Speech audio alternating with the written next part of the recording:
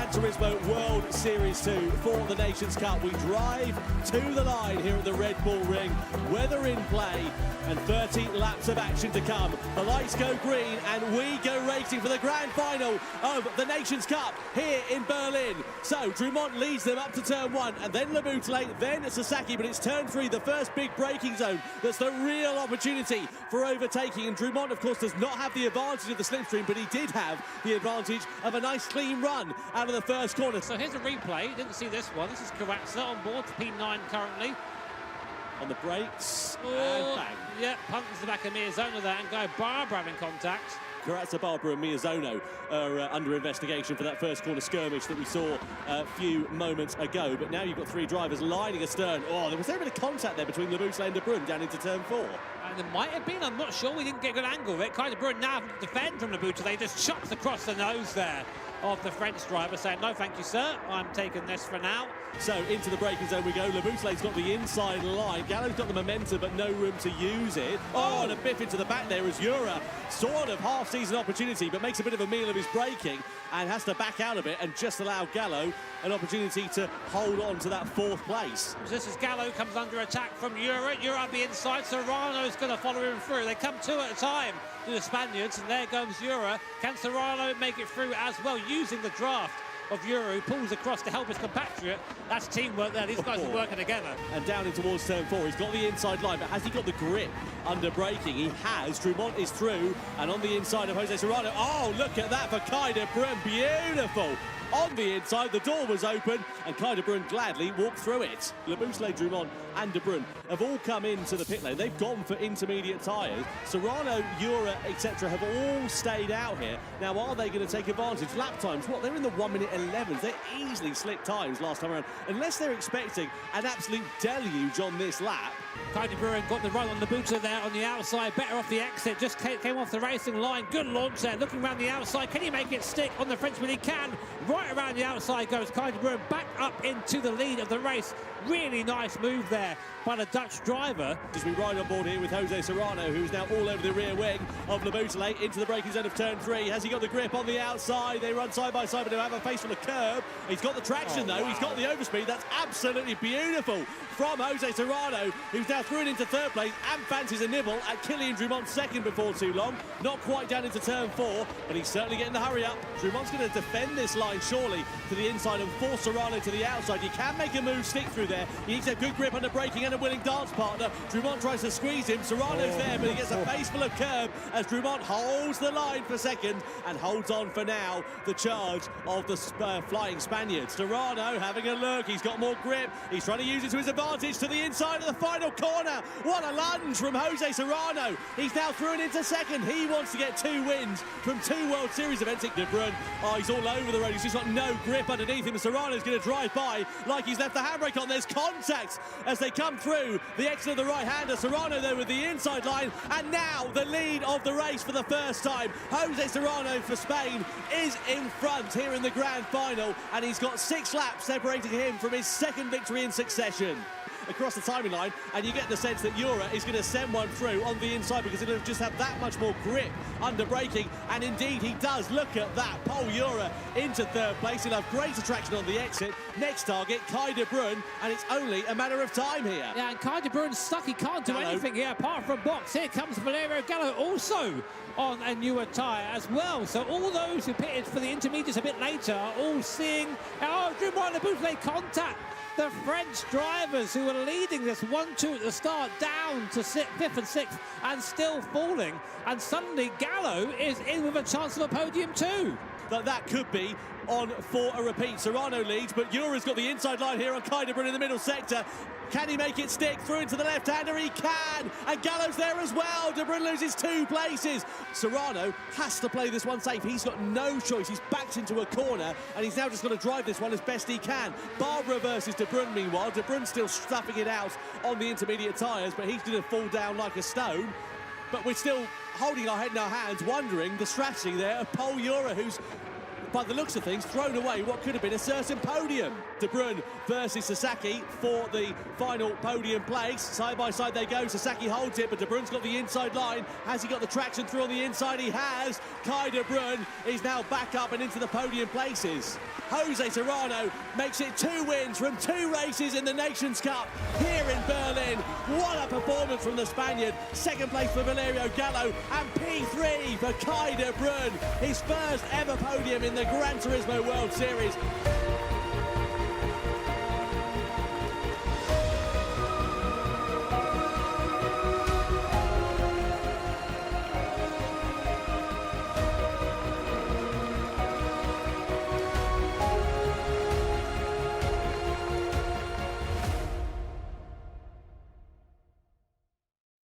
PlayStation.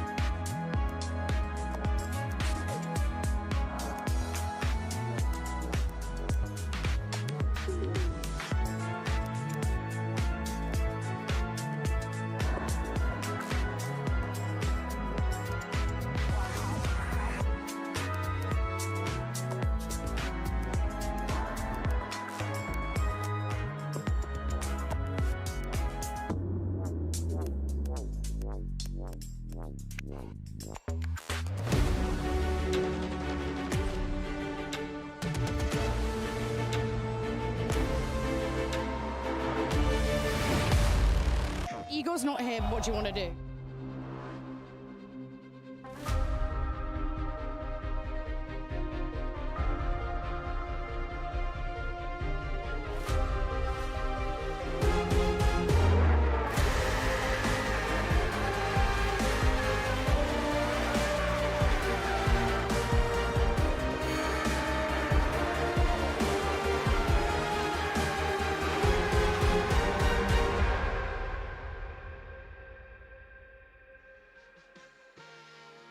Hello and welcome to the Gran Turismo World Series, coming to you live from Los Angeles. Now, we are in the midst of FanFest, which is like this huge just celebration of everything automotive. But these particular cars are super cool because these are just regular Joes who brought down their babies in the hope that they're going to win the GT award and get put in the game. You might be playing one of these cars and we're going to find out which one later. Now, let's not forget the main reason we're here, which is the Nations Cup. We need to know if Serrano's going to take it 3 for 3. I need to know, you need to know. Let's find out.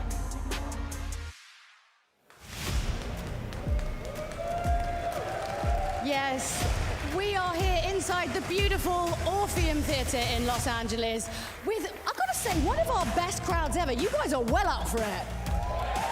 We are loving it here. The energy is fantastic. And of course, it's the Nations Cup. There's so much greatness to come. But before we get into all of that, why don't we take a quick look at a lovely little campaign for you. Forget that you can get involved with the World Series inside Gran Turismo 7 with the bonus campaign. Just click on the Winners Campaign banner on the GT7 world map, and that's going to give you the chance to win 1 million credits for each of the Nations Cup and the Manufacturers Cup by predicting who's going to win. Just think of all the stuff you could buy with that. Don't forget that you can enter and vote right up until the start of each Grand Final. Good luck.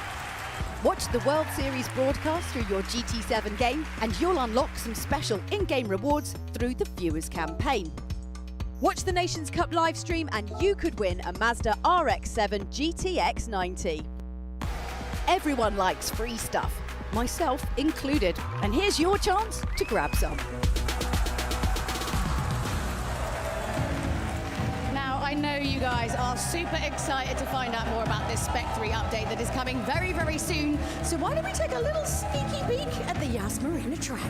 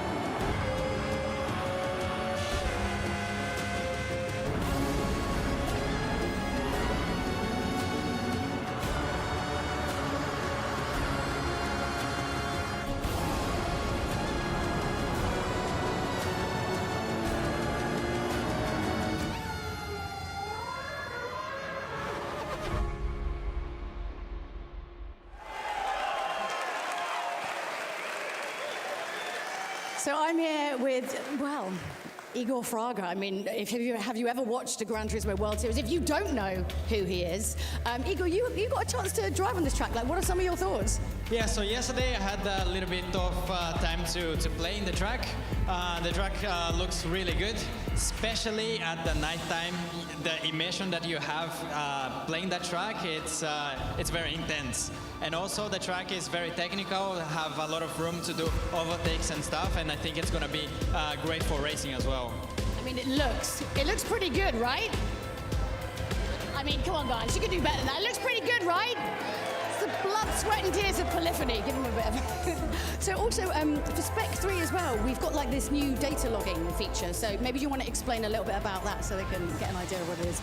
Yeah, so the data logging stuff, it's what we use also in real life as well. So in the Gran Turismo, now we have only the replay to compare against the other drivers, and now we'll have the data logging that we can really look into details of driving. And I think you can make your time more value, I would say. Like instead of trying in the your driving and see that on the track, you can like actually compare to the other driver on the data and see like what's the difference it is. Oh, so they don't want to know what other drivers are doing. It's just about. No, I'm just kidding. Of course you do, right? You're a little bit competitive. Yeah, so we kind of expecting the World Final to be more competitive with these two, I guess. It's good. Well, I mean, it was already, we did get like a little bit kind of nerdy into the stats, but this is like another level of nerdy statting, which I can see you probably like. Yeah, we kind of love that, I guess. Well, you definitely love it. Yeah, I love it, yeah. Well, it's going to be amazing. You guys excited to drive it? We are so excited to see you on track as well. So big thank you to Igor for coming in and chatting to us. Yeah, thank you so much. Thank you. It's weird if you're not here. Yeah, I know you have to like drive real cars or whatever, but like, come on, man. The thing is, like, I'm here, being here in the competition, watching all the drivers compete. Like, I want to drive it to on a race against them. Well, they're the best in the world. Like, I want to challenge myself against them. Oh, I had to go to Super Formula. well, I'm just kidding. I'm just kidding. All right, well, it's a pleasure to have you here, Thank you. We're going to have a little bit of a recap to keep you up to date of everything that happened in Berlin. Gran Turismo World Series 2 for the Nations Cup. We drive to the line here at the Red Bull Ring. Weather in play and 30 laps of action to come.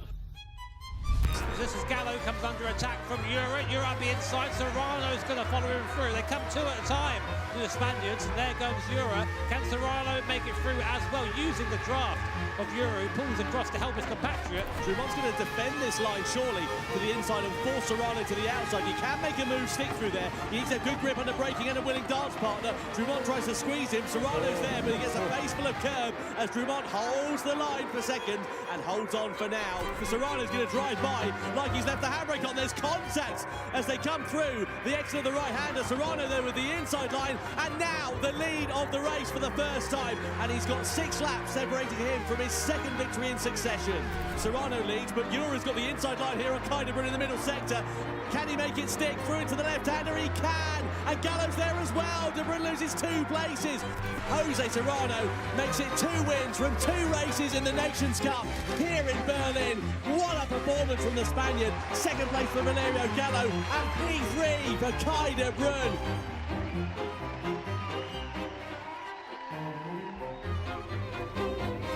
It's now time to meet the 12 drivers that will be lining up on the grid. Please welcome, first of all, from Chile, it's Angel Inestrosa. Angel is a 5-time winner of the Gran Turismo World Series events. Over 54 starts, a win ratio of 9.3%. Could he add to that tally here tonight and get off the bottom of the scoreboard? Next up, from Canada, give it your all for Samuel Cardinal. It's Samuel's first season in the Gran Turismo World Series as he makes his way onto the stage here in Los Angeles to a rapturous applause from the crowd. Next up, give it your all for Guy Barbara from Australia. Guy qualified for the Nations Cup for his second season in succession, and he's held in very high esteem amongst the Gran Turismo competitors. He'll be looking to try and add to a points tally here tonight. Next up from Brazil, it's Adriano Carrazza. Adriano's a 2-time winner of Gran Turismo World Series events in the past. He's been in this championship for pretty much as long as everybody else, and he knows how to compete at the sharp end of the field. Next up from France, it's Thomas Le Boutelet. It's Thomas's 4th year competing in the Nations Cup. 2 wins he's had in that time. Could he go and make it a 3rd here tonight?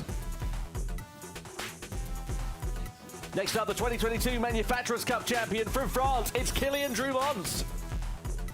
Kylian now in his 3rd season competing in the Gran Turismo World Series. He knows a thing or two about how to keep it at the sharp end of the field and would love to add to his 2 points tally over the course of the 2025 season. Next up from Japan, it's Takuma Miyazono. He's a legend of the world of Gran Turismo, a 4-time champion, 17 wins over the course of his career. And he will be looking to try and add to that tally here tonight and add to his points total so far this season. Next up from the Netherlands, give it up for Kai de Bruyne. Kai got his first podium in his Gran Turismo World Series career last time out in Berlin. He loves the Red Bull H 2019s that they'll be piloting tonight as well. So let's see how well he'll get on. From Japan, give it up for Takuma Sasaki. Takuma is a 2-time winner in the Gran Turismo World Series over the course of 20 starts that he's made in these championships. And you can see he's very much a fan favourite as well. Next up, 2023 Nations Cup champion from Spain, it's Pol Ura. Pol was part of the outfit when the Nations Cup was a teams championship back in 2023. 1/3 of the drivers that won the title in that year. From Italy, give it up for Valerio Gallo, the 2021 Nations Cup World Champion. He currently sits 2nd in the points rankings, and again would love to add to that accolade this season with another title under his belt.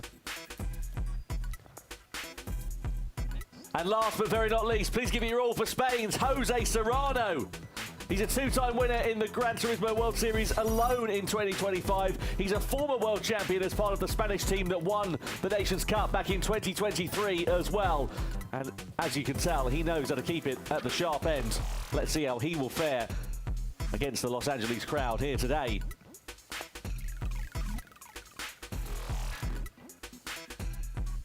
And now, ladies and gentlemen, we ask you to please stand if you're able for the national anthem of our host nation in the United States.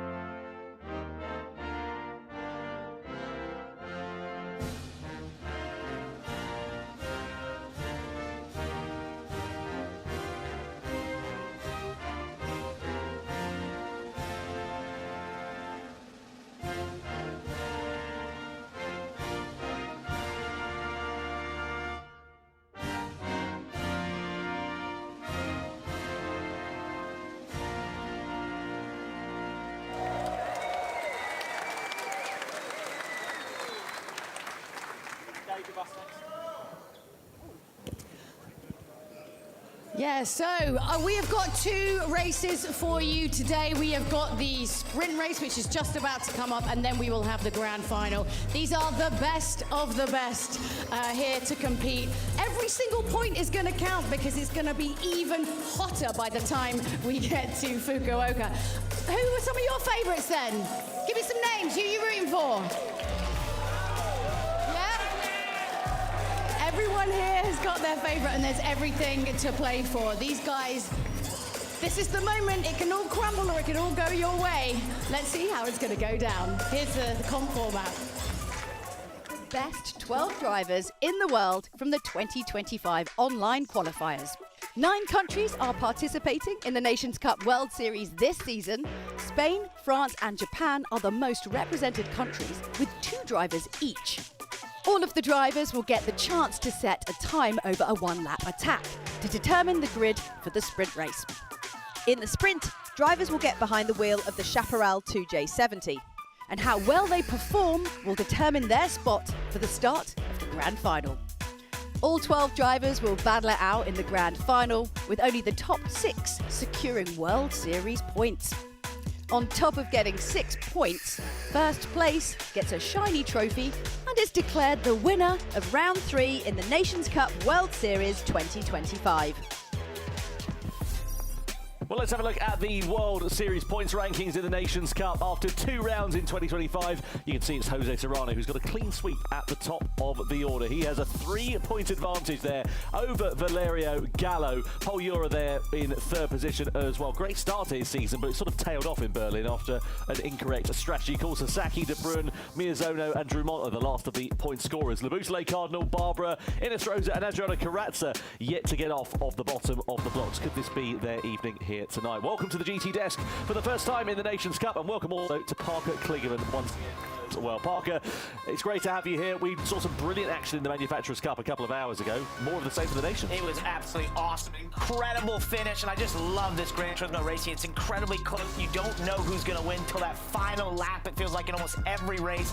The Manufacturers' Cup was amazing. I can't wait for this one. No, I'm really, really excited about it. And, of course, unlike the Manufacturers' Cup we had a couple of hours ago, the Nations Cup doesn't have the same 12 drivers, or it has the same 12 drivers, rather than, of course, in the Manufacturers' Cup, where you've got different 12 drivers over the course of the event. So you can see here is how they qualified as part of the online qualifying season at the start of the year. So you've got drivers from North America, Central South America, Asia, Oceania, as well as the EMEA regions as well. So yeah, really, really exciting. And also, of course, for the drivers, good to have some consistency and a chance to maybe right the wrongs when things haven't gone their way. I'm thinking of the likes of Pol Jura, started this season off really, really strongly, and then in Berlin, it just didn't go his way at all. Well, how do you beat Jose Serrano right now? He's absolutely on fire. Reminds me a bit of another Spaniard who's dominating a racing series, Alex Palou, dominating IndyCar right now. It seems to be something coming out of Spain these days in terms of being just at the top of your game, no matter what you're racing. But he's obviously been amazing, and you've got to find, every one of these competitors got to find something if they want to beat him. No doubt about it. You can see the World Finals take place at the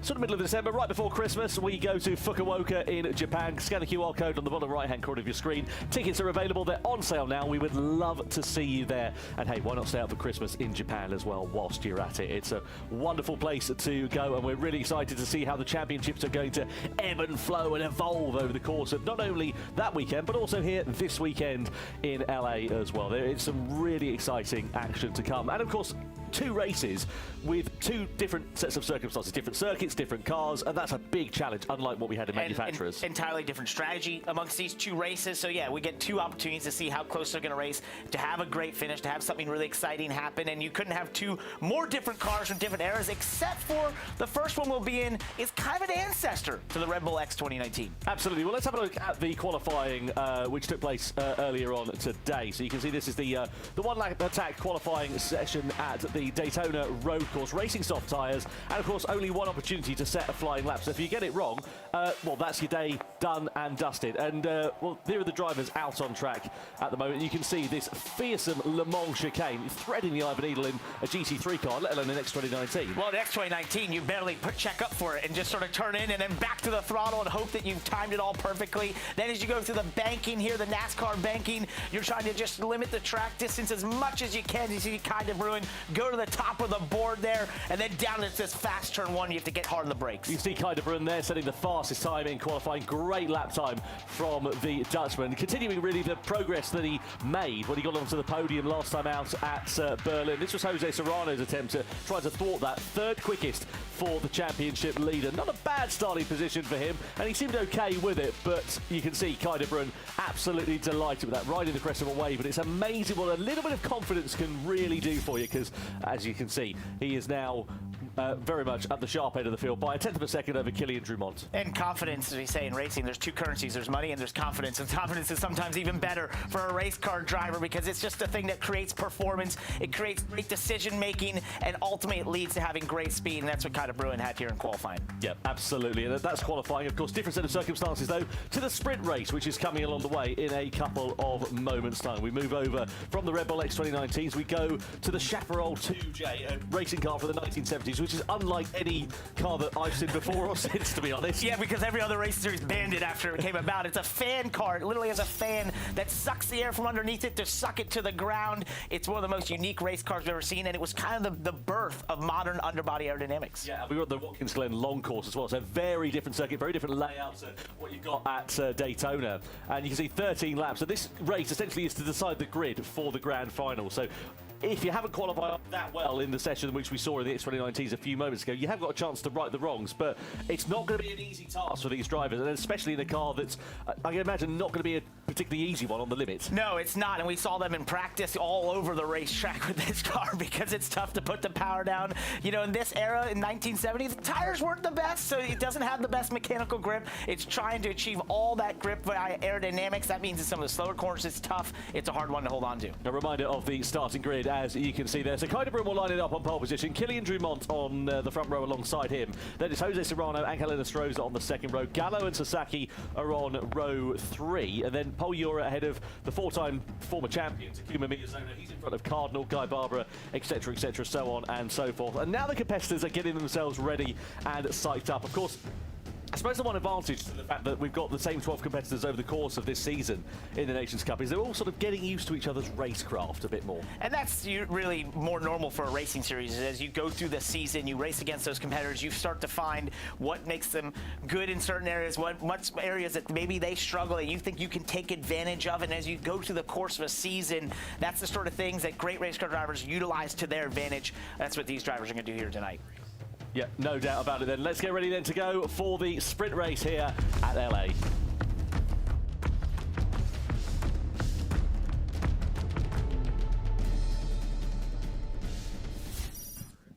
The drivers then on the circuit ready to go for the sprint race here in the Nations Cup. This is going to be hugely exciting to determine the grid for the grand final. Kai de Bruyne lines it up on pole position. Alongside him on the front row is Kylian Drumont. Then next up on the head of row 2 is Jose Serrano, and he has got Angel Enestrosa for company alongside. Then it is Valerio Gallo. He's P5 on the grid, the Italian driver, just in front of Takuma Sasaki. Next up, Paul Ura, man who's needs to turn his fortunes around after a difficult Berlin, with Takuma Miyazono alongside. Completing the top 10 is Canada's Samuel Cardinal with Guy Barbara for company. And then next up you've got Adriano Carrazza in P11, and completing the grid is Thomas Labusle, who had some problems in qualifying. He was some 3 seconds off the pace. Now, this being a sprint race, no need to worry about tyres, no need to worry about fuel. It is flat out from lights out to the checkered flag, and it's anybody's guess as to how this will work out. And it all starts down to turn 1, a downhill braking zone into turn 1. You'll use all the runoff that you possibly can over the curb on the exit, but then it sets up a long back straightaway here on the Watkins Glen long course. One of those beautiful racetracks in all of North America. Historic, it's a beautiful place to be, and it's an awesome place to race. Super high speed. Yeah, no doubt about it. What about Kylian Drumont? What can he do there on the far right-hand side of your picture? Currently 7th in the standings, with just 2 points on the board so far this season. Good opportunity for him to try and turn things around. Likewise, there is Takuma Miyazono. He's currently P5 with just 4 points out of a possible 12 he could have scored so far this season. Their opportunity really does knock for some drivers, and this is the first test of things because, as we said, this will determine that grid for the grand final. We're ready to go racing, though, for the sprint race of the Nations Cup here in LA as we get racing underway at Watkins Glen, and Kyder Bruin leads the field across the timing line and down towards the first corner. Drumont, Serrano, Inestrosa all in tow behind. Into turn one, it's not a particularly heavy braking zone, so no dive bomb moves into there. You've got to set it up quite nicely, though, as we then begin to start opening up the lap, and now we'll see the drivers following in the slipstream behind, just waiting for that right opportunity to try and pounce. And as you go through those S's, as you're following our driver, you can lose a sight a little bit, so you got to make sure you're hitting your marks correctly as we go here into the chicane a little bit. And this is a barely slow down with the grip that this thing makes here. Then as we head towards the boot, down into the extended portion of the Watkins Glen course, it starts to get into some real flowing corners. Yeah, no doubt about it. You can see Kilian Drumont all over the back of Kyder Bruin. As we come through this left-hander here, you can hear the tyres chirruping in pain as we come down in towards the final part of this lap. A long, lazy hairpin as we come through there, and you're just waiting and waiting and waiting to get on the power as we blast it on to the start-finish straight. You've got to be a bit careful about taking too many liberties through there. You run it wide, you'll end up with the curb on the outside, possibly the wall as well. Now, here's Kyder Bruin, and he's in a bit of a disadvantage because, of course, he doesn't have a slipstream. He's the one in front, punching the hole in the air. Kilian Drumont has got the advantage of that slipstream. Can he use it to his benefit, though? Going through turn 9, one of the slowest corners on the entire racetrack right there. Then head towards turn 10, a quick left-hander that sets up in the final corner back on the front straightaway. And you can see how flowing this race course is. You don't slow down often. That makes passing hard. You're going to try and pass into turn 1 as we head down towards that. Or it was back there, turn 7. Drumont goes all the way to the outside here.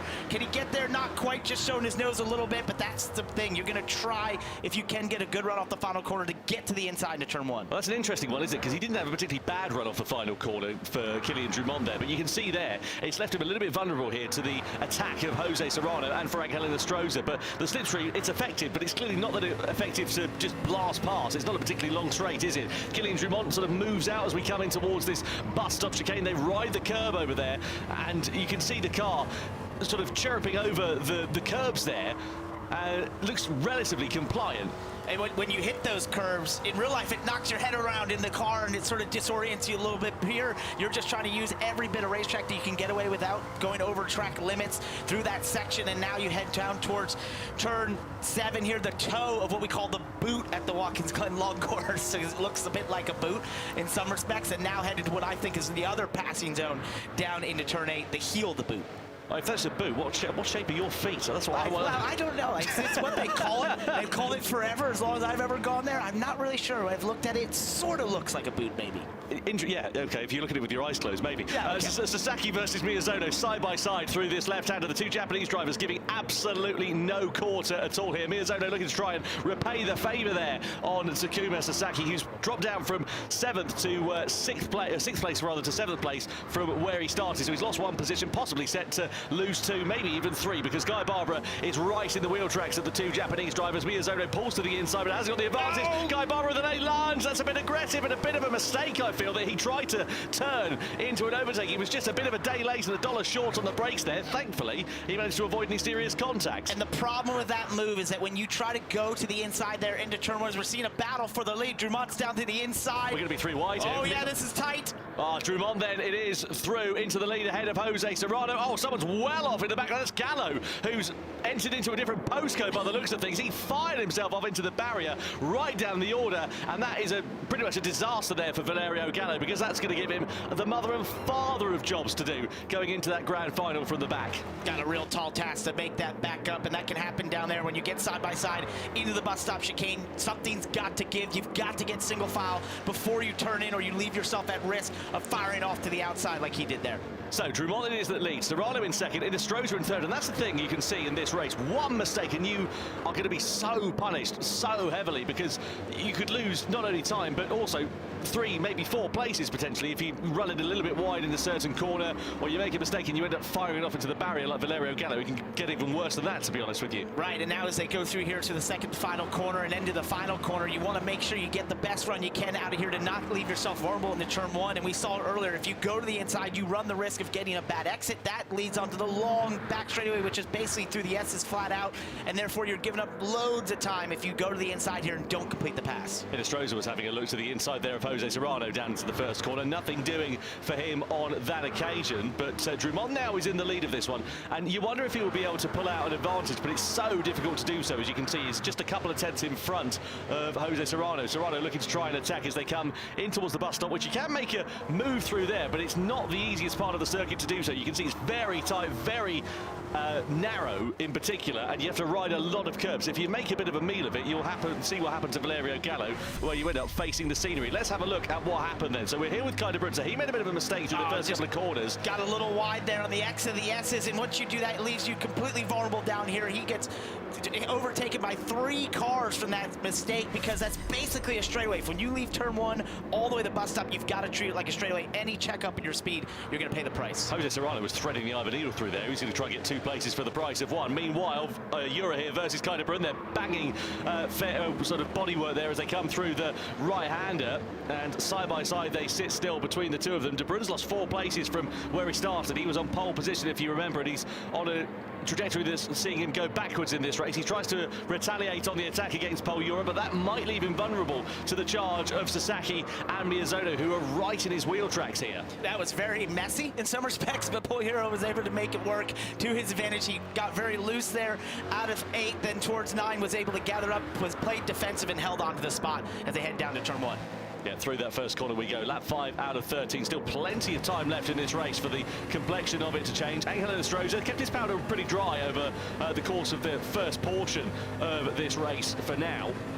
And you can see as we make our way through this right-hander. I just had a look at the tyre usage requirement, and we are actually going to require a pit stop in this race, so that's a bit of a unique thing. But you don't need to change a set of tires. You can, but it adds 6 seconds to the pit stop essentially, so it's a mandatory pit stop, but you don't have to change tires. Right, interesting. So that's going to make things particularly exciting, one would imagine there, because say if you don't change your tyres, then obviously you're going to gain a bit of time in terms of track position then, in theory. Let's have a look at what happened to Valerio Gallo while we're figuring all that out.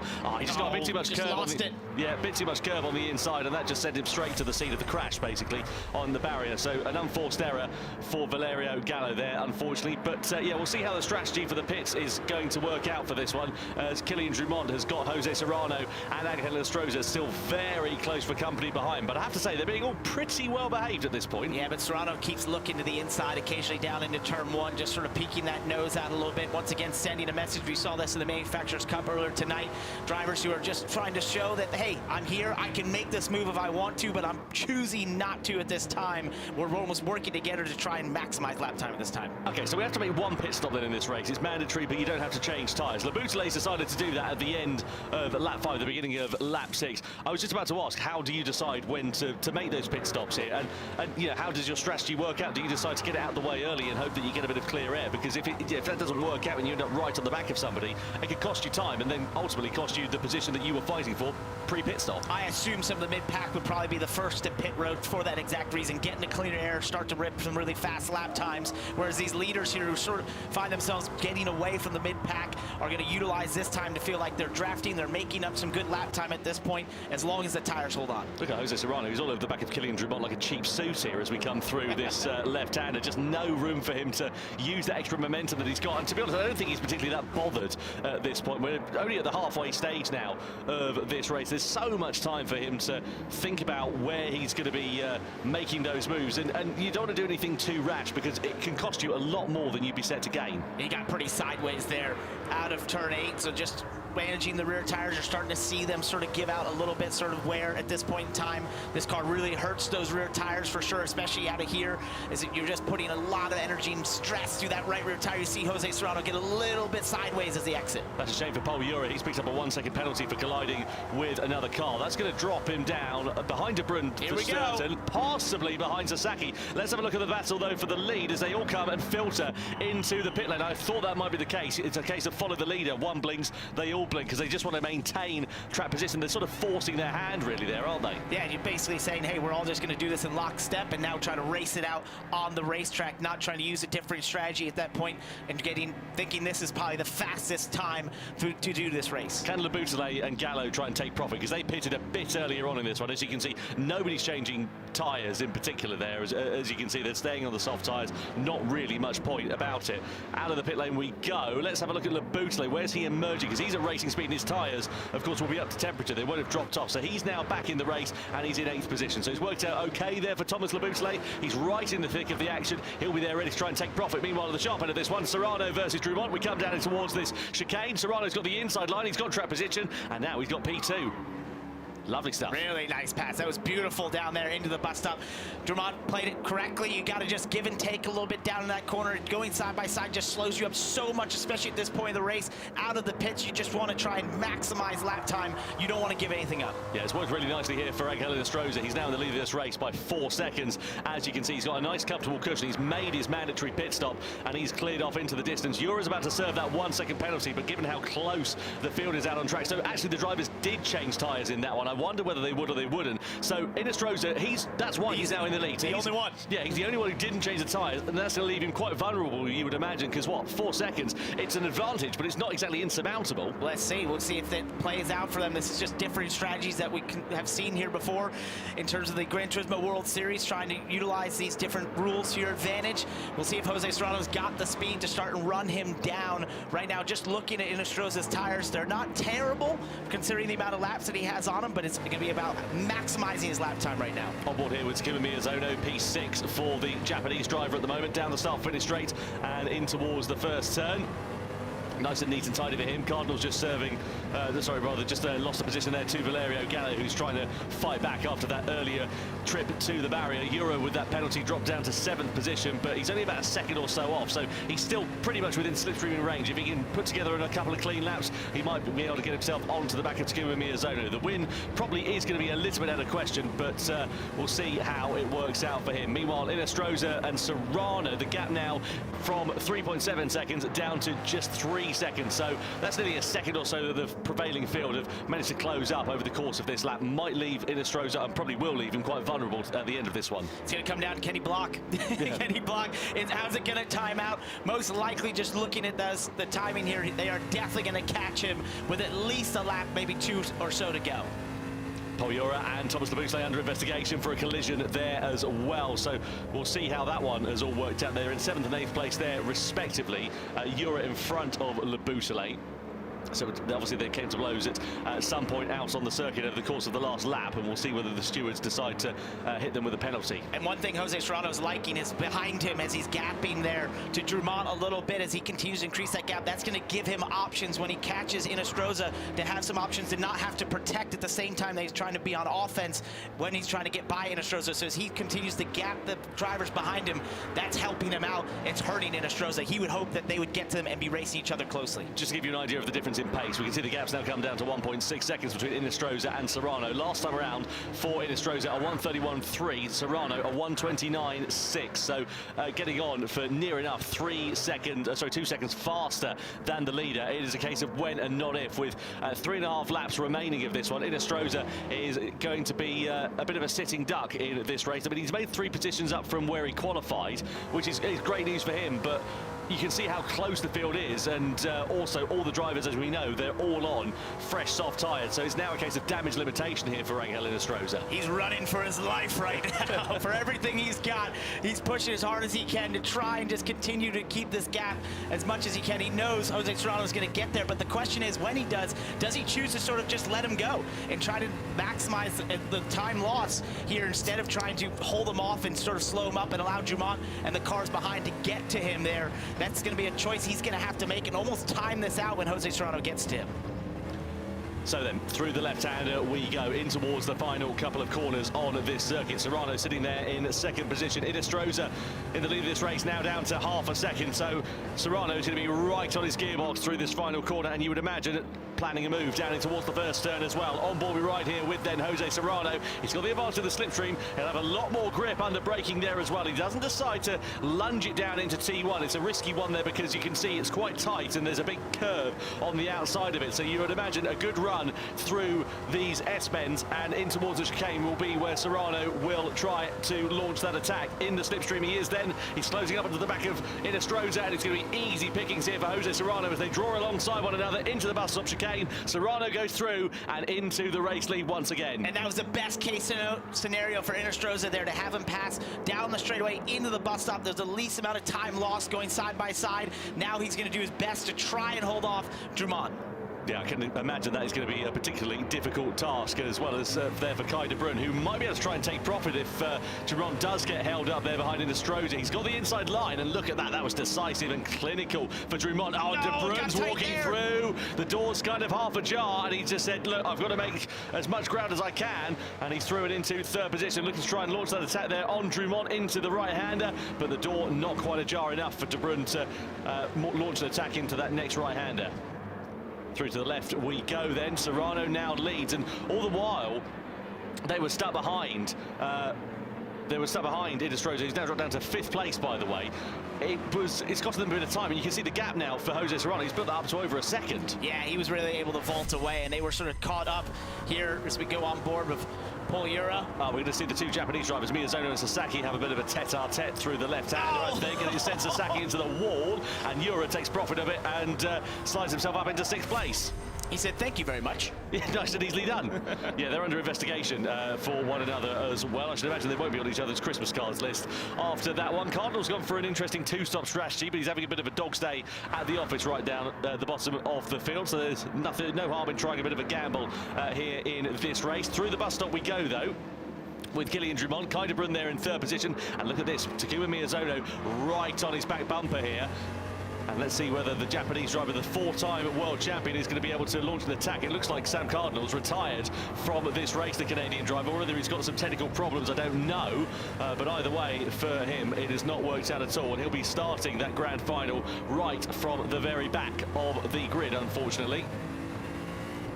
Takuma's looking for the run here down into turn 8, just hoping to have a little bit of momentum, maybe try to set up from the final corner down into turn 1. We've seen that move be attempted a couple times, or hold back and try to use it down into the bus stop. If you're keeping up with Inestrosa, who qualified 4th for this race, not the no tire strategy, he's all the way back to 8th right now. That has not panned out for him. No, it's a gamble, and it didn't pay off. I mean, look, he's had no points scored so far this season. He's right at the bottom of the order. Has to try something to try and get himself up there. It was a risk, and unfortunately the reward is not there for the taking. Down in 8th position as the best he can hope for as it stands for now. Meanwhile, here is Miyazono in the slipstream with Kai de Bruyne. He's got the inside line down into T1. Can he make that stick? That'll be brilliant if he can. Oh, Ura's going to walk through it as well. De Bruyne's going to get shoveled to the curb on the outside and loses 2 places in the space of 1 corner. So Miyazono and Ura are through for 3rd and 4th place now, respectively. Ura on the attack against Miyazono. What a fantastic run he's had through the first couple of corners. Miyazono knows that, goes for that defensive line, and here comes De Bruyne, ready to try and take profit of it as well. Through the bus of chicane, there's contact. Ura's onto the curb. De Bruyne goes back through on the inside as well. So Ura goes from attacking to defending to losing places. What an awesome bit of battling there amongst these drivers.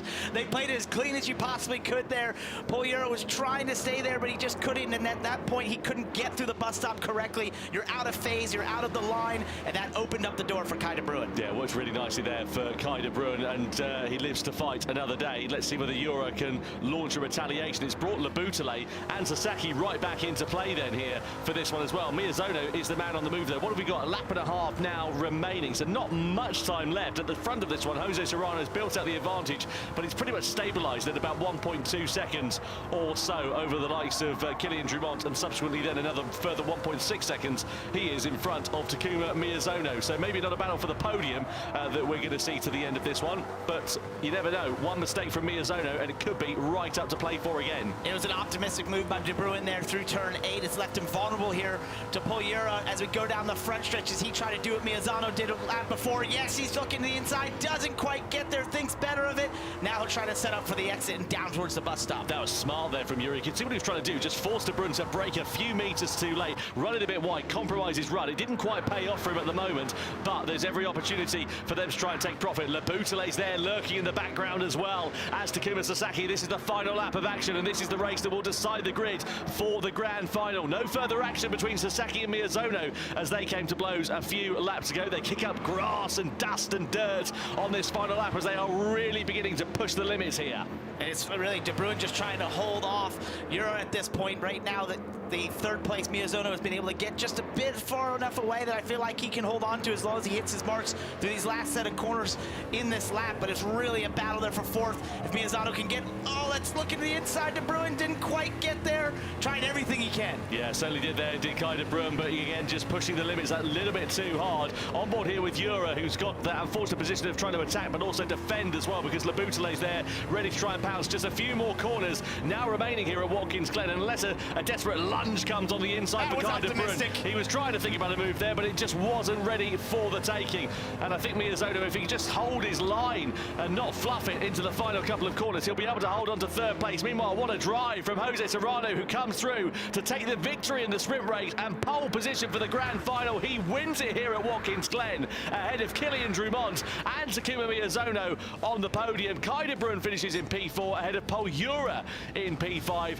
But again, we're running out of superlatives to describe the run of form that this young man has had. Jose Serrano is on supreme form in 2025. He's won both of the grand finals, and he picks up another sprint race for his troubles as well. Absolutely at the top of his game, and you can see it in every decision-making that he has, the speed, obviously, that he has right now. And throughout that whole race there, it was just obvious. He knew when to sort of hold back and then when to try and strike. There wasn't many optimistic moves. They were decisive moves that went in his favor. And then when it was up for offering to go for the win, he was able to drive away from the field, create the gap he needed, run down Inestrosa, and set sail. Yeah, very well done to him. Commiserations, though, to the likes of Angel Inestrosa and also to Valerio Gallo there as well. Inestrosa tried an alternative strategy, wasn't one that paid off for him, and Gallo, of course, we saw him having an incident into the wall as well. But this is how the race panned out. We saw Kai De Bruyne beginning this one on pole position.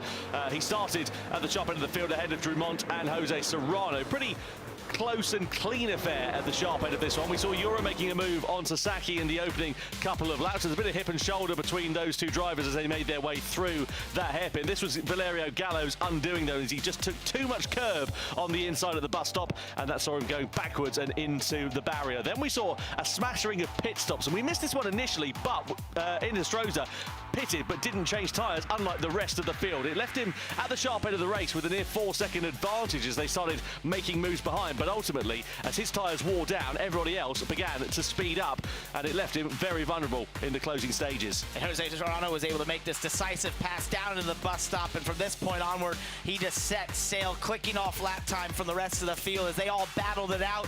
So we see here Miyazono going to the bottom of turn 1 past Kai De Bruyne, and that was a really nice pass. He had to play super defensive here at Paul Ura, and this all boiled up down into the bus stop where they were all together, but Jose Serrano got the win. Yeah, amazing job from Jose Serrano. Let's go down and catch up with the winner of the sprint race, who will start on pole position for the grand final. He's with Jules. Yeah, I'm here with Jose Serrano, and who can doubt that 2025 has certainly been your year. But before we get into that, I think everybody here wants to know, like, what was it like driving that car in like a full-on race? It's super funny. Except on the chicane is jumping the car, so except all that, it's incredible to drive the car. Yeah, so it's actually quite fun. It's not too difficult. It's funny, yeah. It's fun. For me, it's funny. Yeah, well, I mean, you did all right. I don't know if everyone else would say it's fun. That's not a...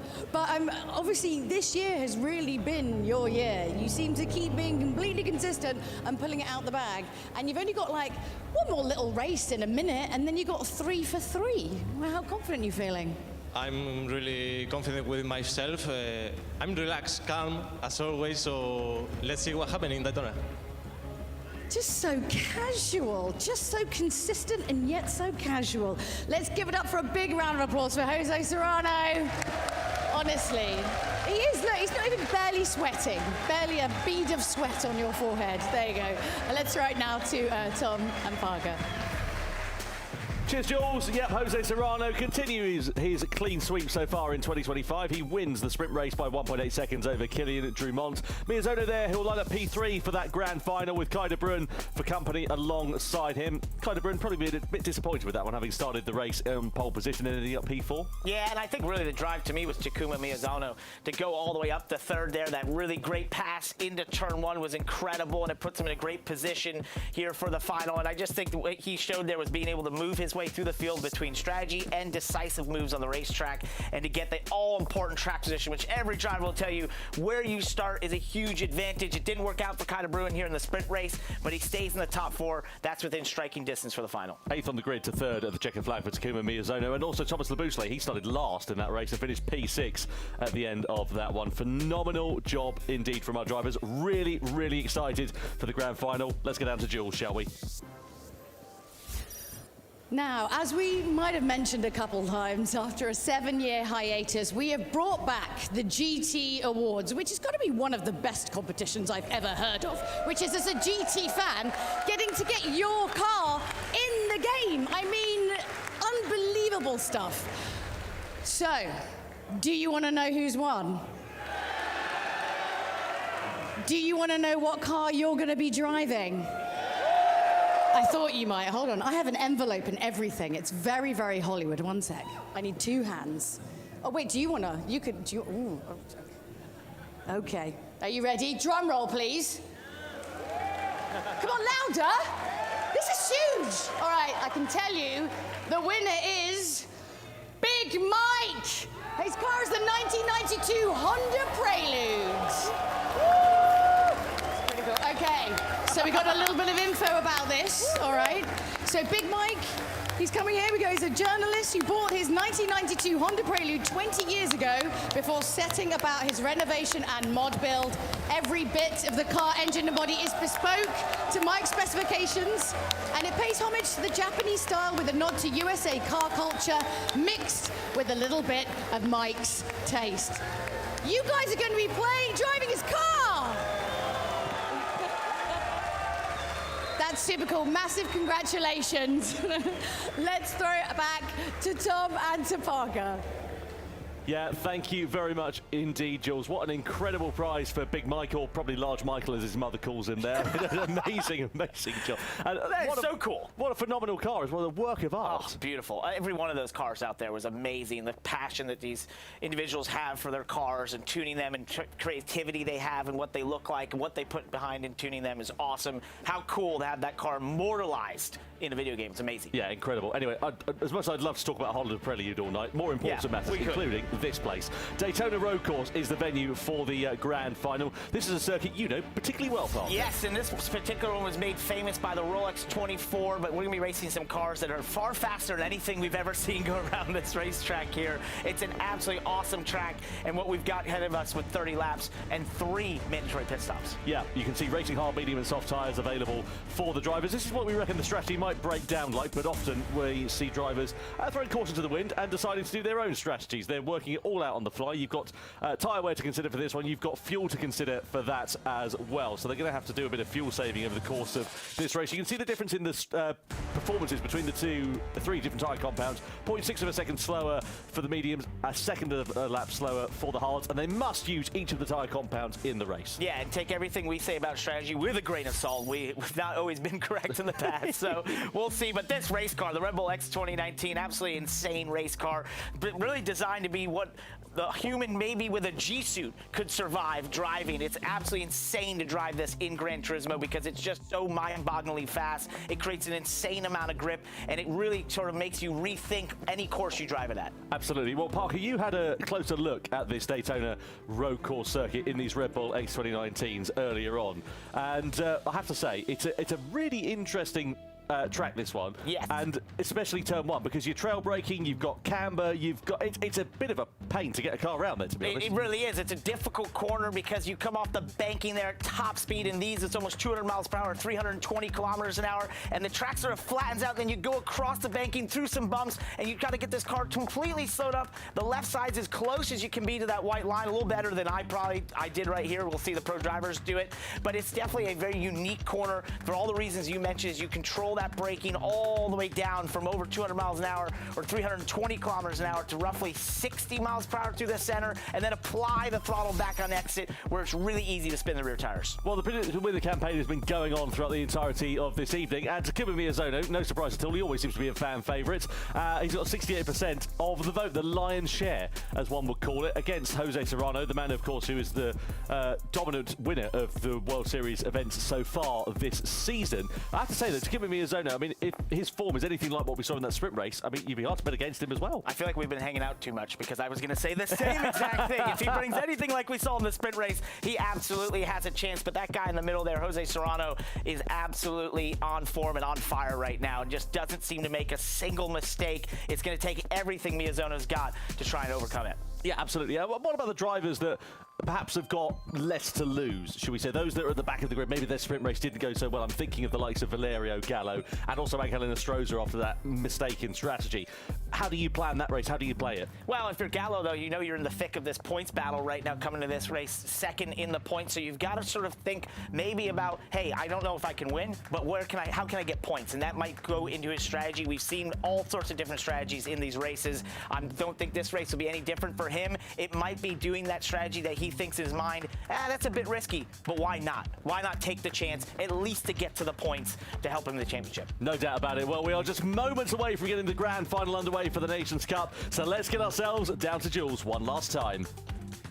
Okay, we are but moments away from the grand final of the Nations Cup, round 3. Los Angeles, are you ready? This is going to be a good one. Don't go anywhere. Let's hear it, Los Angeles!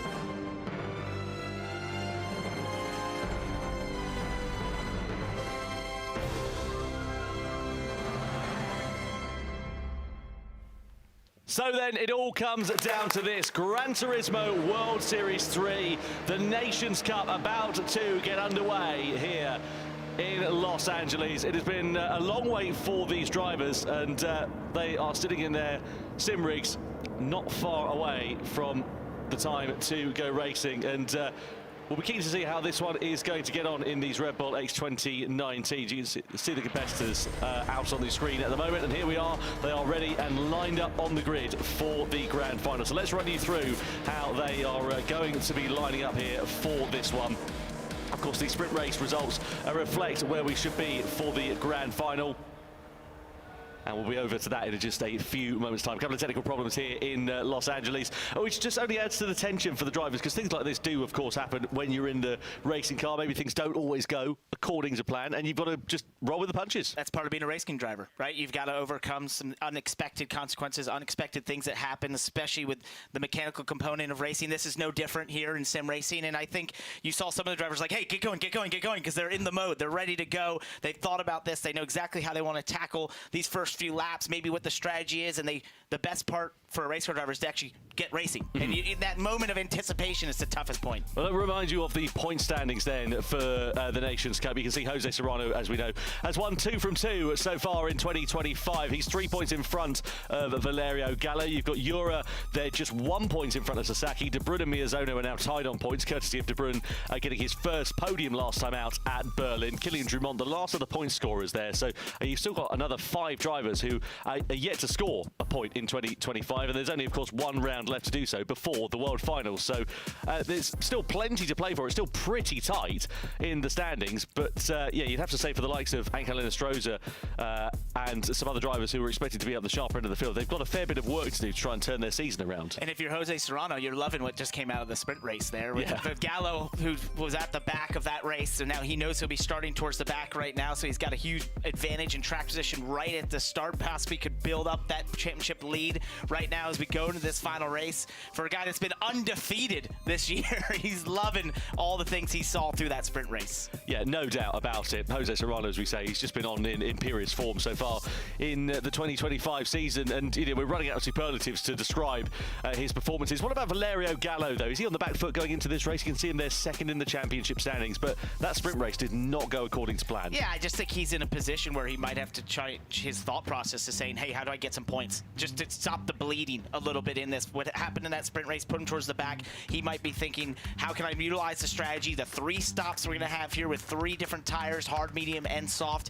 What can he do that maybe isn't about winning, but it's just about simply getting in the points to stop that bleeding? Absolutely, and 30 laps over the course of this circuit as well is going to make things quite interesting. There's a lot of high-speed corners here at the Daytona road course. Not particularly that many heavy braking zones. No, especially not in this car. The X2019 doesn't slow down. You don't really have to slow down. Things amazing. It creates insane grip, but you will be drafting as we go to the oval portions of the Daytona road course. Massive draft effect. About within 2 seconds, you're going to start feeling that draft effect. So you'll see them utilizing that, and there's a bit of fuel saving possibly. And if you're running the draft, you can lean off that throttle, keep your speed up because of the draft, and save a bit of fuel, which could help in the overall time of the race. Yeah, absolutely, and you can see there the penalty line as well. So if any drivers do exceed track limits or they have some contact with another driver that could have been avoided, that penalty line, it's at the fastest point on the circuit, and you're just hemorrhaging it all the way down until turn 1. No, it's a massive penalty to get that there because these cars are approaching 320 kilometers an hour as they go through that banking there and get slowed down and then have to re-accelerate in that portion of the track. You will lose a tremendous amount of time getting a penalty. Well, with just a few moments to go then, let's get ourselves down to Jules once again as the slightly delayed start to this race and get our crowd hyped up here in Los Angeles. Well, the gallery said that you weren't excited enough last time, so we want to hear an even bigger cheer for the Nations Cup Grand Final here in Los Angeles. Let's make some noise!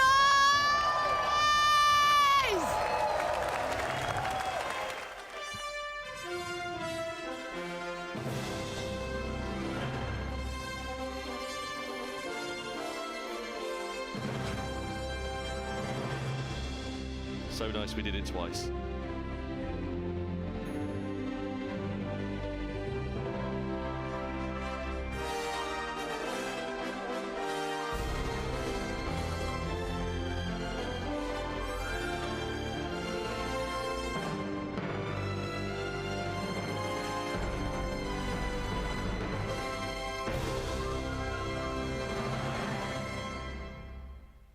Twelve drivers lining up on the grid, 6 points on offer, and only one can be crowned the winner of World Series 3 in 2025 here in Los Angeles. This is going to be hugely exciting to see what will happen as the drivers are ready to go for the start of this race. Let's work out how they all line up on the grid. The sprint race decided it just a few moments ago, and it sees Jose Serrano, the championship leader, lining up on pole position. Kylian Drumont is alongside him on that front row of the grid. Row 2 is headed by the quadruple world champion Takuma Miyazono, with Kai de Bruyne, the debutant podium man from Berlin, alongside. Then Paul Ura heads the third row of the grid in 5th place ahead of Thomas Laboutelet, who started last in the sprint and managed to get to 6th at the checkered flag. He's just in front of Takuma Sasaki and Adriano Carrazza. Next up on the grid, you've got Guy Barbara in P9, and completing the top 10 is Angel Inestrosa, whose mistaken strategy cost him very dear. Valerio Gallo, second in the championship, lines up P11 ahead of this grand final, and Samuel Cardinal P12 as well. Now, we've got a difference in tyres at the start of this race. Soft, medium and hards available for the drivers. A lot of the drivers there starting on the medium tyres, but 3, Barbara, Inestrosa and Gallo, going for the hards at the sharp end of this race. What do you think that's all about? I think it's exactly what we discussed. It's thinking how to do something different, especially for Valerio Gallo, who comes in this race second in points, having a disastrous sprint race there, puts him at the back of the field. He's thinking maybe not just about winning, but it's just moving himself forward towards the points. You have to do something different, knowing he'll be in a bit of traffic early on, and see if this can work to his favor. Yeah, I imagine the idea, of course, with the hard tyres is get them out of the way as soon as you possibly can. The hard tyres like lava, basically. You don't want to be on it for as short as a distance as you you possibly can, given the pace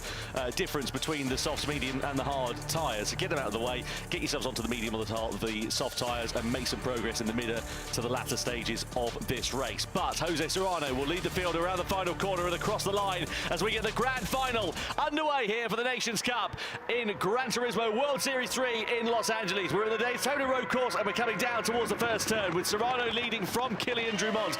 On the brakes we go. Already moves being made in the background there with Cardinal having more grip under braking. He was looking for a move on Valerio Gallo. Also, Jura coming under pressure from Thomas Laboutelet as well. We come to the infield section for the first time. Pretty even Stevens and pretty fair and sharp at the front of the field. But let's see how it all works out as we come through the fast left-hander and in towards this hairpin. Yeah, it's the other horseshoe. The first one's the international horseshoe, and this shoots you towards turn 6, which leads on to the first portion of the banking, one of the most important corners on this racetrack. It's tough to get the power down right here. The track kind of falls away to the outside. You see a little wiggle there for Miyazono. That will happen lap after lap.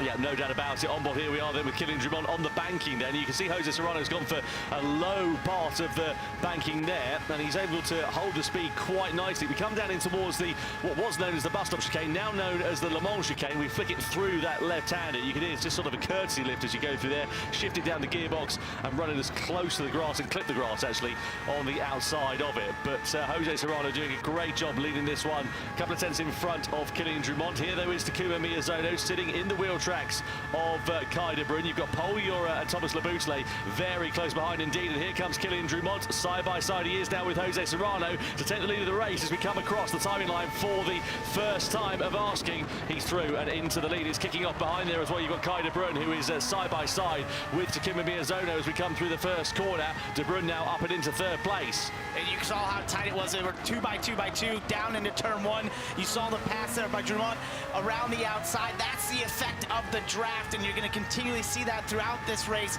Drivers, as long as they stay close enough together through the infield portion, there's so many opportunities to make passes utilizing the draft through the oval portion of the Daytona Road Course. And that's what every driver's thinking as they go here towards turn 6. How can I get the best run to stay as close as I can and then utilize that draft to make a pass? Yeah, on board here then with Thomas Laboutelet. So he's made a position up from where he started. He was P6 on the grid, just to remind you. He's now up into 5th position at the expense of Paul Jura. Barbara, Inestrosa and Gallo, they were the 3 outliers. They started this one on the hard compound of tyre. And you wonder how their race is going to play out. We come down then in towards the chicane once more, and it's kind of damage limitation for those 3 drivers in the opening stages of this race here, Parker. Right, that's really, if you look at Gallo in last right now, utilizing those tires, we'll see how long they choose to stay on them. Probably the shortest amount of time possible, then to get to the mediums and the softs as we're on board with Miyazono now. Oh, look to the inside. Now pops to the outside, possibly. Didn't quite have the momentum right there. He chooses to stay behind Laboutelet to the outside right now into 1. That's usually tough. The track is off camber there if you get too far to the outside and you'll sort of fall away from you. Yeah, Drumont and Serrano were side by side for the race lead at that point there as well. But Laboutelet is throwing the kitchen sink at this one, or at least trying to, on Takuma Miyazono. They come through that first hairpin, but nothing doing for them at the moment. De Bruyne sitting in 3rd position, just keeping his powder dry at the moment.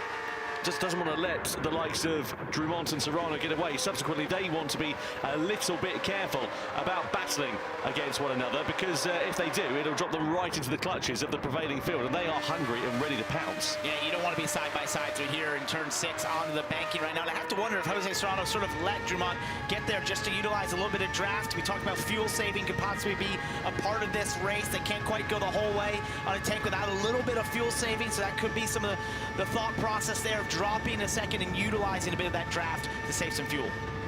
So on board here then with Thomas Laboutelet. What are the key parts of this circuit here, Parker? Yeah, how do you set a fast lap time? How do you make sure that you've got the secrets of Daytona? In most cars, I would say the infield for sure, the international horseshoes, and the turn 6 leading onto the back straightaway, and then your X out the bus stop. In the X 2019, I'm not quite sure. It's incredibly fast. The bus stop is not a traditional corners. You see Serrano go to the outside, Drumont.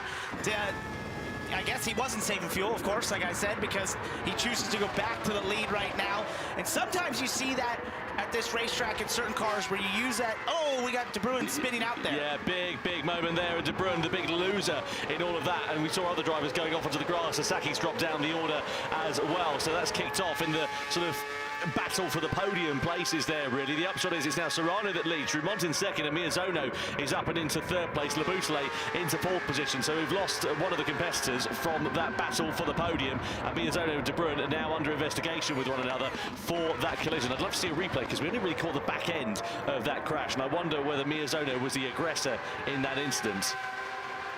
Through onto the banking we go for the fourth time out of 30, and we've got to keep an eye on the tyre wear for the mediums as well, because of course they're, you know, a bit of a halfway house between the hards and the softs. Let's have a look at meanwhile what happened here to De Bruyn with Labusele in the background. There was a bit of contact between himself and Miyazono. How'd you read that one? So that is a very typical incident at Daytona Road Course, and it's the fact that as you come off of turn one there, you kind of, the track goes back to the left a little bit, so that outside car is put in an awkward position where they have to get left. The inside car doesn't want to give them that space like Miyazono did, and you have that altercation and they come together like you saw.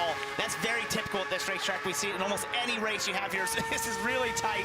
2x2x2 down into turn one amongst all these drivers. Yeah, this is phenomenal. Look at it, Stroza with the inside line. I thought he was going to have a Dandem lunge to the inside. Sasaki and De Bruyn are also going wing mirror to wing mirror as they make their way through the first corner. I tell you what, though, for the likes of Inestrosa, Gallo and Barbara, this is actually working out quite nicely for them because they're now on the back of some medium shot runners, and it will just give them the impetus there to try and hold on to the back of them, even though they're on a slower compound of tyre. You can see Inestrosa pulled alongside Sasaki, but Sasaki with the mediums, just great attraction out the corner, nothing that Inestrosa can do, and himself, Gallo, and also Barbara needs to be a bit careful they don't get involved in squabbles amongst one another and let those two drivers get away too much, because it could come back to bite them later on in the race. And one of the things they're doing there, they love to see them close enough to the infield because that allows them to utilize the draft again through the banked portions and essentially stay closer than they naturally would on just pure lap time with those slower tires. On board here then with Jose Serrano as we come through the bus stop then. You see how much curb and grass they're clipping. They are that camera shot. Millimeters away from disaster. And the thing is with these cars, you drove it yesterday, Parker, they are tricky on the limit because all the torque's at the top end of the rev range. Super tricky there when you get the throttle down. As Drumont goes to the outside here, Jose Serrano, he's going to utilize this pass we've seen twice from these two. And sometimes this actually can look like battling, but it's almost working together at this racetrack because the draft is so powerful. When you're in Jose Serrano's position there, you let Drumont do that, then you'll get the toe the next time around through the banking and vice versa. You'll swap positions lap after lap like we're seeing from those two. Inestrosa and Barbara battling. It might be for the last positions in this race at the moment, but it might come back into their favour later on. You can see them very close to one another. Valerio Gallo, again, not made too much of an impression on this race, but he's playing the long game here. This is what all of these drivers, Gallo, Inestrosa and Barbara, are doing. They started on the hard compound tyre. They've got ugly early, haven't they, really, here? Trying to make sure that they've got that tyre out of the way as soon as they possibly can. So they'll be on a quicker set of compounds towards the end of the race, whereas, of course, everybody on the medium tyres, depending on which way they go in terms of the strategy, will have the harder tyre to do at the end of the race. Where'd you come up with that term? It's something you use in nightclubs in the That's UK. What I thought, I'm glad that one translated. I'm glad that one translated across the pond. On the brakes they go in towards the chicane. Then look at Miyazono. He's all over the back there of Jose Serrano. And again, they're overtaking one another. They're changing positions, but it's nothing to get too excited about at this particularly early stage of the race, because you know that they're just giving each other racing room. They're not fighting these positions too hard, the ones that are being attacked, and they're just, again, waiting for the right moment to go, because it's when the pit stops come out, that's what nobody knows is going to happen, because even though you're on the medium tyre, doesn't mean they're all going to go for the soft tyres in the mid-stint. They might go for the hard tyres, or they might decide to play a different strategy. We have seen drivers doing 2 stops. We've seen some doing 3-stop strategies as well, which is a bit of a road call, I have to say, but sometimes it does pay off. And what they're close to doing, these front four, is actually getting away from Poyura, who's in 5th by enough of a gap that he wouldn't have the draft anymore. He's just over 2 seconds from the leader, but about a second behind 4th place here. So if they continue to work together, utilizing the draft, they could separate themselves from Poyura and sort of have their own pack. Absolutely. Well, Valerio Gallo will be hoping to make some progress from 10th at the moment. He'll be, he finishes there. He'll be more disappointed than a rooster that's just had his tonsils out, to be completely honest with you. But there's still plenty of time for this race to unfold. We're not even 1/3 of a distance through it as we ride on board here with Thomas Laboutelet. You can see there Takuma Miyazono, as part of his routine, always listens to a particular song the night before every race, and it's always interesting that. Have you listened to that one? I'm not familiar with it, I must be honest with you, but I'll give it a go, to be honest, because Takuma Miyazono he's a quick driver, and I could probably learn a thing or two to pick up my I could use pace. that too. I would like something like that. Did you have any help there is? Do you have any superstitions when you go racing, like putting one boot on or one before the other, or you know? Yeah, no, I know what you're saying. I try to put the left on first. Do you do? Yeah. I always find it. And left glove first. I'm exactly the same actually when I go racing, but to be honest, I'm so slow it doesn't really make much of a difference. Anyway, side by side with Serrano versus Drummond as they change positions once more down the start-finish straight and into turn one. Miyazono, Laboutelet very close to one another behind there as well. You can see Laboutelet again, he's just looking a bit threatening, and Miyazono picks up a penalty then. Wow. 1 second penalty for that collision that we saw earlier on with Kai de Bruyne. And I think that's the correct call in a lot of respects. You know, he was there. He didn't give him the room on the exit. He drove into the left rear of De Bruyne and spun him out, and so you get a penalty for that.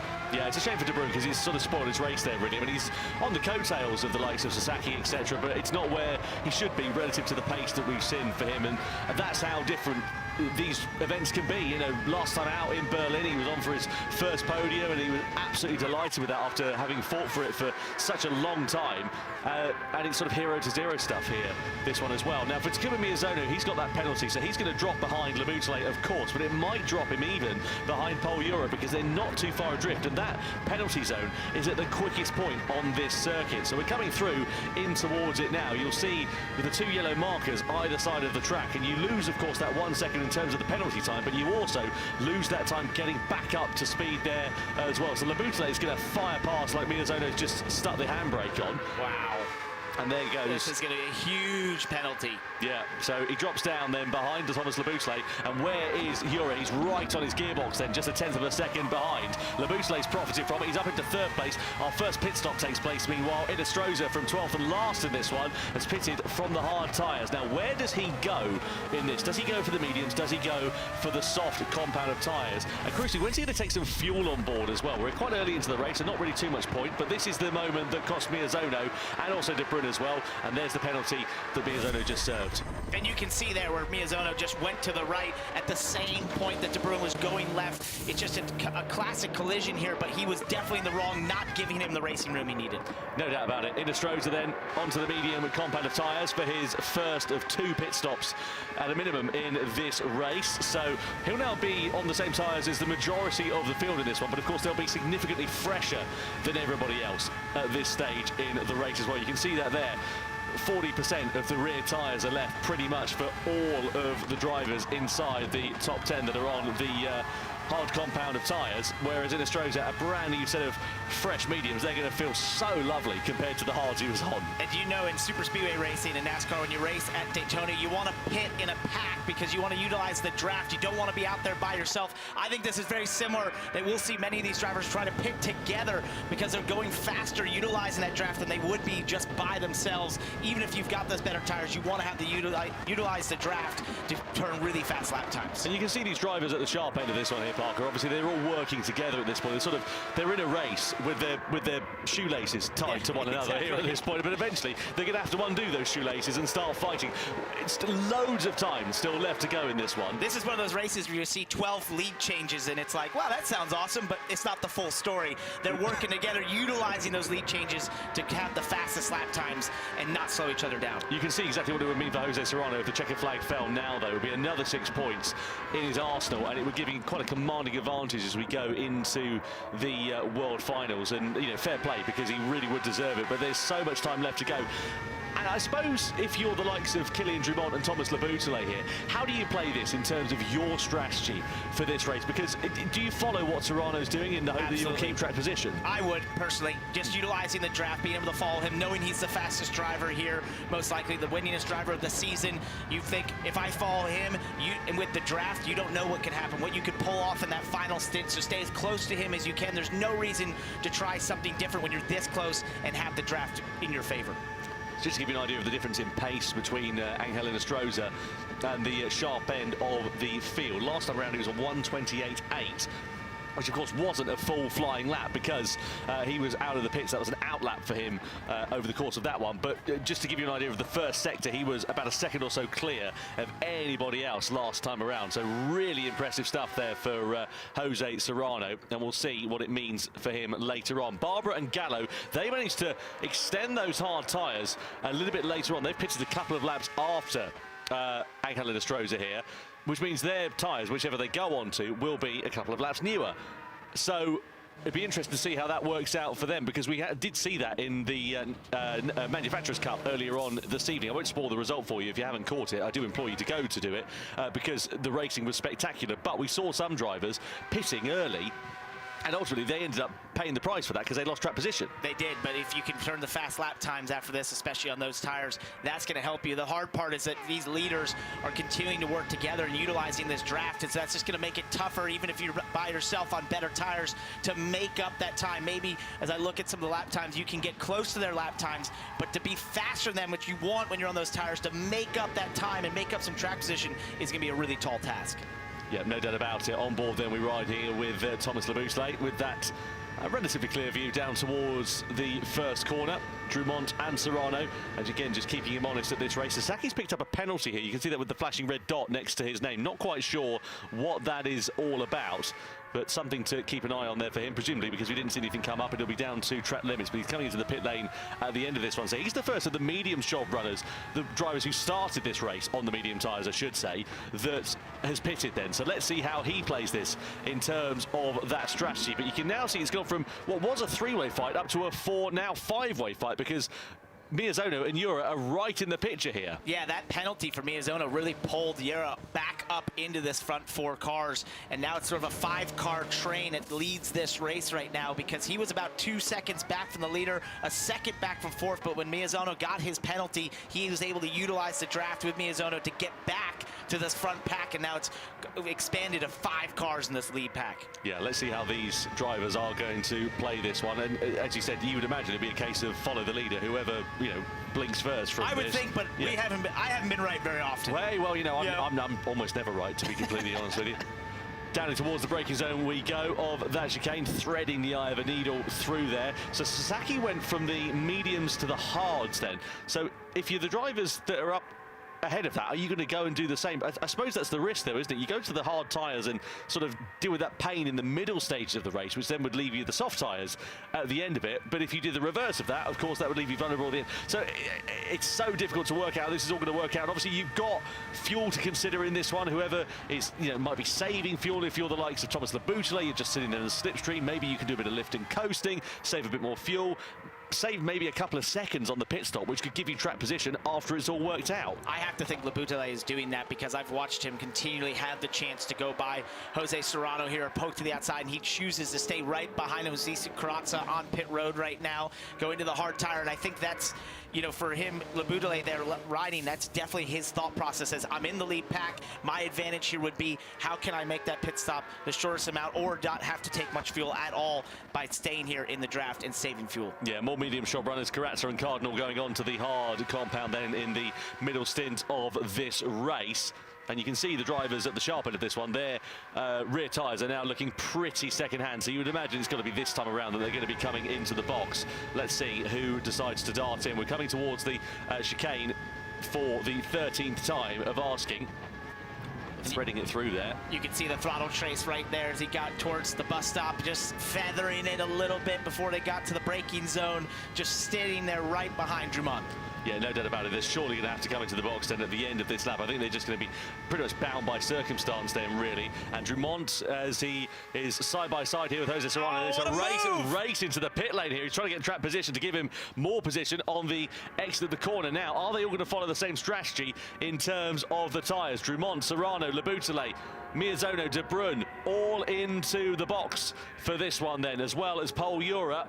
And if they all go to the hard competent tyre, it'll be all's fair in love and war. It'll be pretty even Stevens, but if someone goes to the soft tire, plays a bit of a gamble, or maybe takes on some fuel at this stage, and I don't think they're going to do it. I think they're just going to follow everybody else's strategy because, you know, though it might give them an advantage now, they'll have to take that pain a little bit later. And indeed, you can see Jose Serrano exiting this one in the lead, but with Leboutelet and Drumont right on his gearbox then as they all filter out onto the race circuit and make their way through the hairpin for the 14th time after their first pit stop has now taken place. And that was such a sneaky move by Serrano into pit road, utilizing the draft, got to the outside to be side by side as they hit pit road. That gives them a little bit of advantage as they hit pit road to the line. He gets the lead out of the pits now back where he wants to be, and on these hard tires, we'll see. This could potentially be a place where within his pace, could he stretch that gap to the infield to maybe try and get away and break this draft slightly? Yeah, it's so difficult to break a slipstream on this circuit, though. That is the problem, isn't it? Because it's just a slipstream style of circuit, really, where you're running to the checkered flag with drivers very close behind. So plenty of time for this one to play out, and well, Jose Serrano there just 0.3 of a second the advantage he now has over Thomas Leboutelet, who's ascended himself up into second position after starting this one in 6th place. Samuel Cardinal's also made some good progress in this one. He's into P7 as well, in front of Guy Barbara and Valerio Gallo. In Estrosa's where he started, if you remember, he was the first driver to pit in this race. He went from the hard tyres onto the mediums, which is a good strategy in terms of giving him a bit of clean air, a bit of track position, but it might come to pay him in the backside a bit later on as we see Guy Barbara with Valerio Gallo side by side into the braking zone. Barbara with the advantage then and with track position now and into 7th place. Gallo and Cardinal slot in behind. That was a really brave move there by Gallo to the outside. You knew the clear Cardinal on the inside, but stayed there with Guy Barbara on the inside, down into turn 1. Couldn't quite make it work because you just don't have the grip on the outside. But with these medium tires, he's showing some great pace as they've tried to move forward from the back of the pack over this race. Yeah, through into that right-hander as we ride on board here with Valerio Gallo. You can see the steely face of concentration for the 2021 Nations Cup World Champion. The results have not been particularly forthcoming over the course of this evening here in Los Angeles, but he does still sit second in the championship as it stands for now. Just 3 points adrift of Jose Serrano.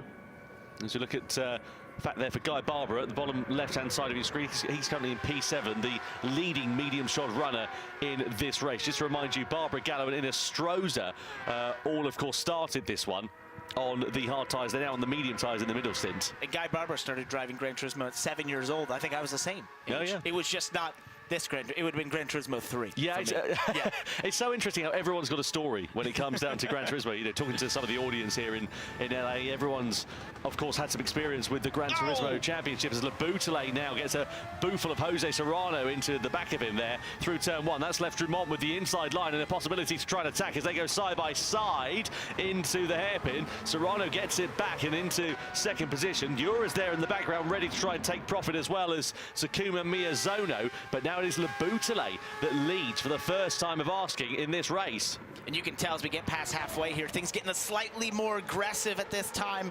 Right there, that move down into turn 1 with Serrano getting the back of Leboutelet. Drumont trying to get to the inside. He tried a defensive move to hold him off as these 5 cars have condensed back together here. I think for Serrano, he thought maybe if he could get to the lead, harder tires, maybe they'd race out of the pits a little bit, could get a bit of a gap, but absolutely not the case. He's now firmly in this pack. I have to say, it's a bit of a shame that these leading runners did not go for an alternate strategy. I'd love to have seen somebody just bolt a set of soft tyres on in the middle stint for it and just see if it works out. I suppose there's a lot to lose in those circumstances. You know, track position at Drumont over the curb, lost time, and that sends Ura into the back of him there as well, who subsequently loses a place to Takuma Miyazono. That was really sketchy, very close to losing it. This car is so finicky, it's such on a knife edge at times. It's very reactive, but if you get those big slides, they're hard to hold on to. Drumont did a great job through there, through the Le Mans chicane, holding on to that car, but loses a ton of time. Yeah, really well done there for Kylian Drumont, but as you say, a shame there for him as a result of that. He's now down into 5th position. He's got a fair bit of work to do to catch up onto the back of Miyazono and of Pol Ura. And look at that, he's just put a bit of daylight between Serrano and Leboutelet. Only about 7 or 8 tenths of a second or so,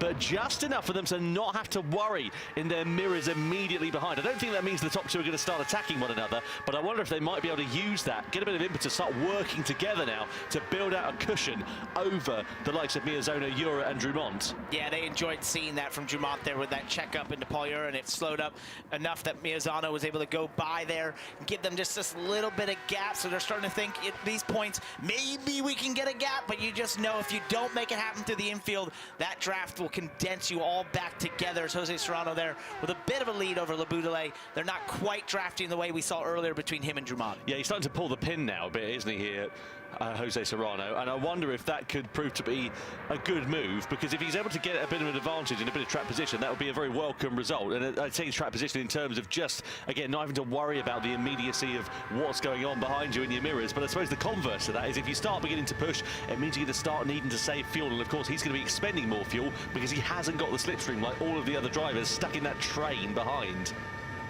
Karatz just picked up a penalty, by the way. I think he's just served that one, and presumably that must have been for track limits because we didn't see anything come up on the screen. Been quite an anonymous race so far for Adriano Karatza. De Bruyn and Sasaki under investigation for a collision there as well, so we'll pick the bones out of what happened there, but the upshot is De Bruyn is now down and into 10th position. Sasaki is plumb last by 4 seconds, so clearly something has happened there to the Japanese driver. It's not worked out at all for him.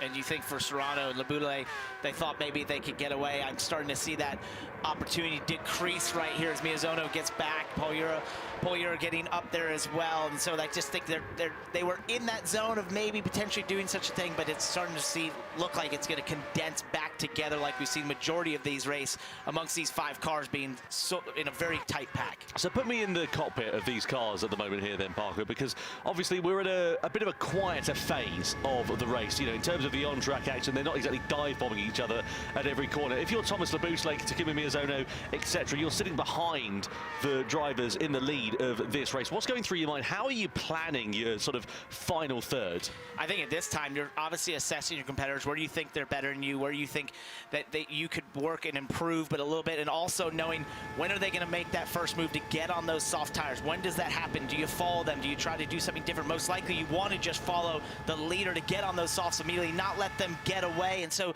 this portion of the race is just a bit of assessing at this time as you watch Le Boutelet go to the lead over Jose Serrano. That same pass we see multiple times, and you're just trying to set yourself in position where you feel like you can react to that pit stop, put those softs on, and be in a position to hopefully strike in that final stint. I suppose that's the thing, isn't it? Obviously, at other circuits where the slipstream maybe isn't so prominent, De Bruyn picks up a 1-second penalty for the incident with Takuma Sasaki, by the way, so he was clearly deemed as the aggressor. We didn't see exactly what happened, but yeah, just going back to that thought.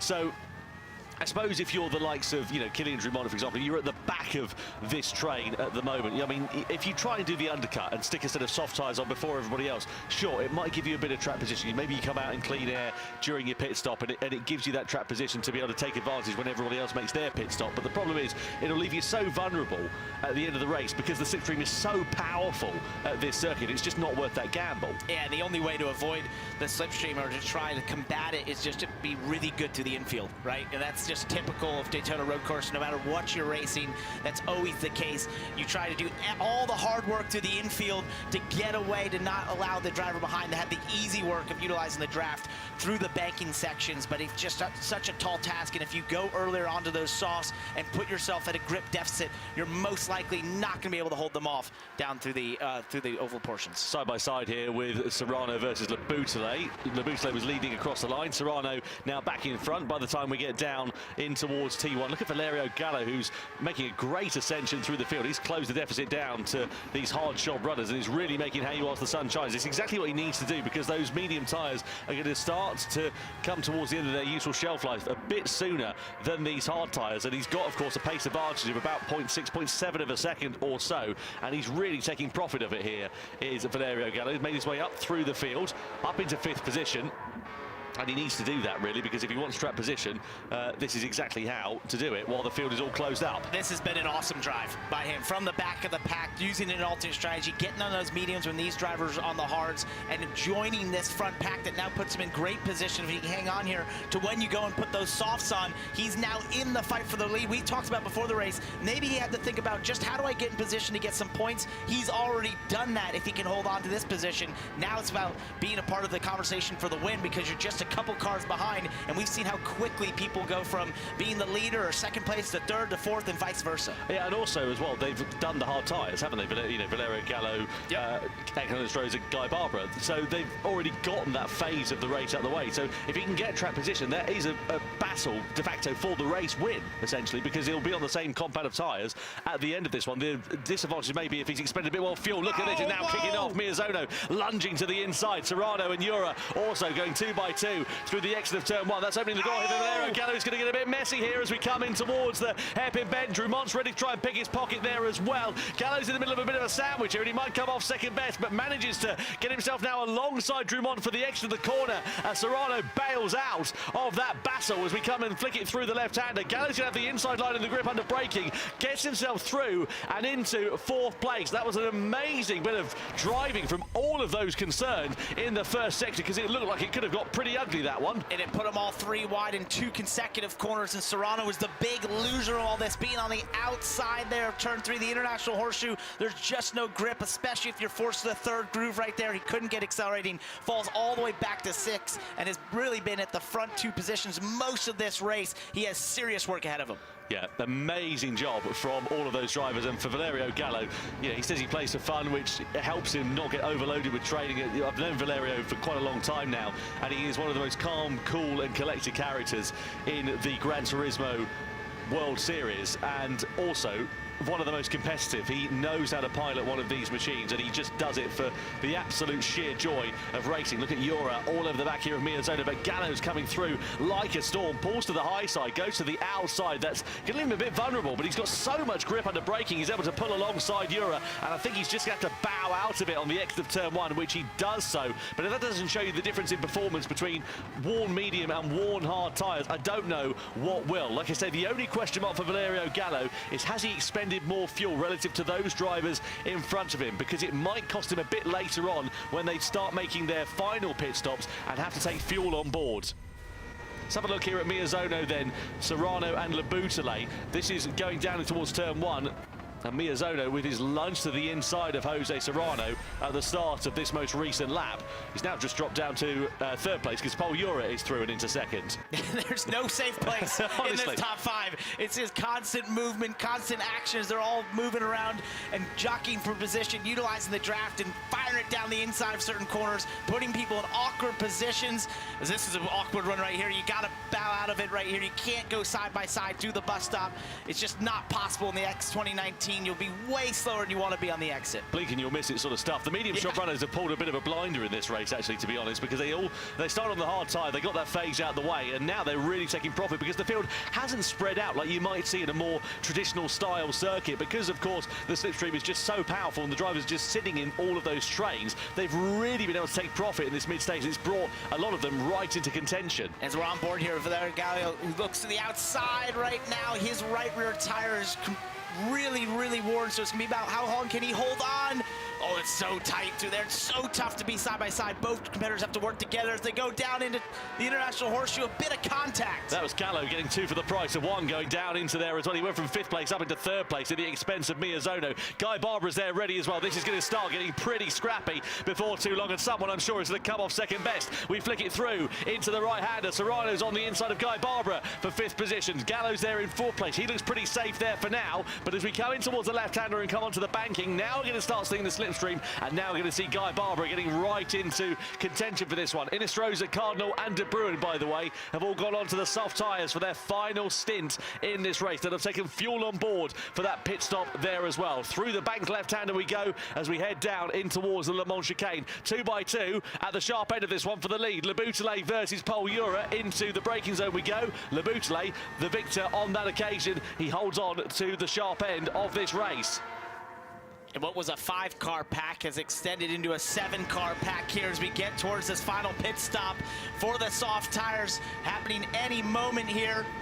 Yeah, it's going to be any time now. These drivers are going to start coming in. As they do. There we go. So into the box for Jura, Labusle, Miyazono. And look, they're all following suit. They've got no choice. They're now bound by circumstances here. And the crucial thing is they're all going on to the soft tyre for the end of this race. But look at the fuel difference there. Serrano, he's managed to save fuel. He's got, what, 5 litres more than some of the other competitors. Gallo, for example, 22 litres. And it's 3 litres per second more refueling time. So that's going to cost him time and possibly track position there here for Valerio Gallo. So that's what I was saying about that being the question mark over the latter stage of this race. So though he's gained track position here, it's going to leave him with a bit more work to do in the closing stage of this one. Now Jura has taken advantage of having saved a bit more fuel, and he goes through into the race lead against Thomas Labusle. Miyazono's in 3rd. Gallo is into 4th position, ahead now of Jose Serrano, Kilian Drumont and Guy Barbara. So 7 cars in the battle for the lead with just under 6 laps now to go. And Serrano was the big loser in that whole sequence there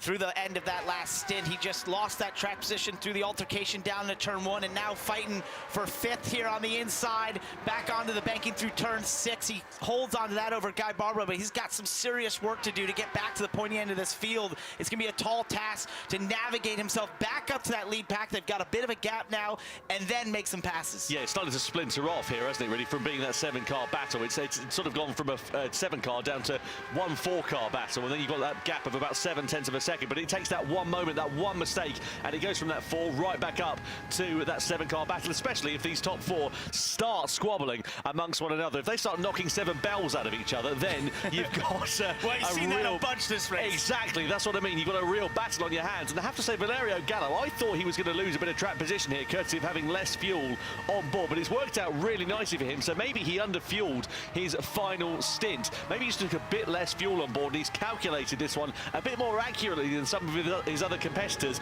and that's why he's into 4th place and didn't drop down right to the end of that train of drivers. And he's got the benefit of riding here behind these couple of drivers, utilizing that draft. Maybe he can make up for a little bit of that difference here and then have enough to be able to strike later in those last few laps, because he knows he's timed out the fuel perfectly. Plenty of time for things to change, but at the moment, Jose Serrano's lead would be whittled down to just 2 points going into the World Finals in Fukuoka in December. You can see just how close it is here in terms of the battles. And then that's the thing, though, for Jose Serrano, he's in P5. He's won both World Series events so far.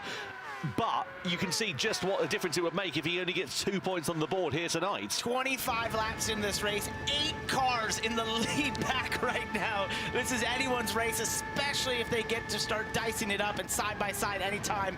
All these drivers waiting for the chance to strike. Yeah, that 4-way battle is starting to just get reduced down ever so slightly, because Jose Serrano is not too far adrift. He's only about 9/10 of a second away, which might sound like a fair bit of time, but it's definitely within the slipstreaming range, and he's got enough time to continue closing that deficit down. And look at that, in fact, he's now gone to 2/10 of a second. So yeah, exactly that.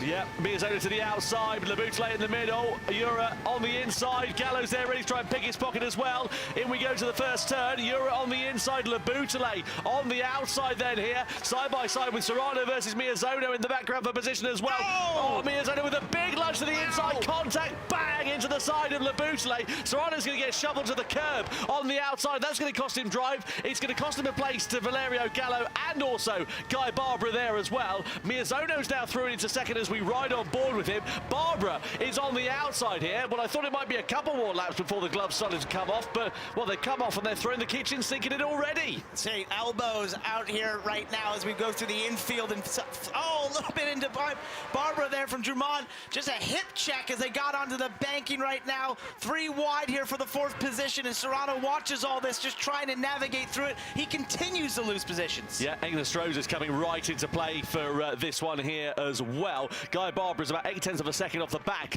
of these 7 drivers that are all fighting for the race lead. I say 7 drivers because Kilian Drumont has dropped back a little bit off of the top 3. It's about 1.3 seconds or so. So the sharp end of this one, Jura, he's trying to check out of this one here. He loved what he saw behind him with all that jockeying for position and 2 wide. It allowed him to gap out by 1.2 seconds. That's still within draft range, but Lubutale and Miyazono have to get to work here, drafting with each other to get back to Europe. Yeah, 3 to go then here as we come in towards the left-hander of turn 1. They've got to be sensible and smart about this one if they want to challenge for victory, and it would be a huge dent in the title challenge for Jose Serrano. I remind you, he won both World Series events in London and Berlin and has a 3-point advantage. That will be whittled down to 2 points as we go into the World Finals. So it's going to be a very tense time for Jose Serrano, I would imagine, in the cockpit of that car if he finishes in P5. But again, there's still a bit of time for him to try and turn around those fortunes. And Poyera's just gotten 2 more tenths on that lead right now, up to 1.4 seconds. That's the biggest lead we've seen in this race yet, with just a couple laps to go. 1.5 now as they get onto the banking. He's doing exactly what we talked about, what we thought Jose Serrano was trying to do earlier, had the chance to do, and that is jet away from the field, get away from that draft, and see if you can get it to where they can't even get to you. Up to nearly 320 kilometres an hour, over 320 kilometres an hour as we come in towards that chicane then. Lubutale and Miyazono need to do everything they can to close the deficit down, because Miyazono and Miyazono rather, beg your pardon, and Lubutale can see their chances of victory slipping through their fingers, because Jura is driving like he's left the gas on at the moment. And look at him weaving. He's trying to avoid the draft. You're trying to break the draft by weaving a little bit through those sections there on the straightaway. It looks odd, but that's exactly what he's attempting to do.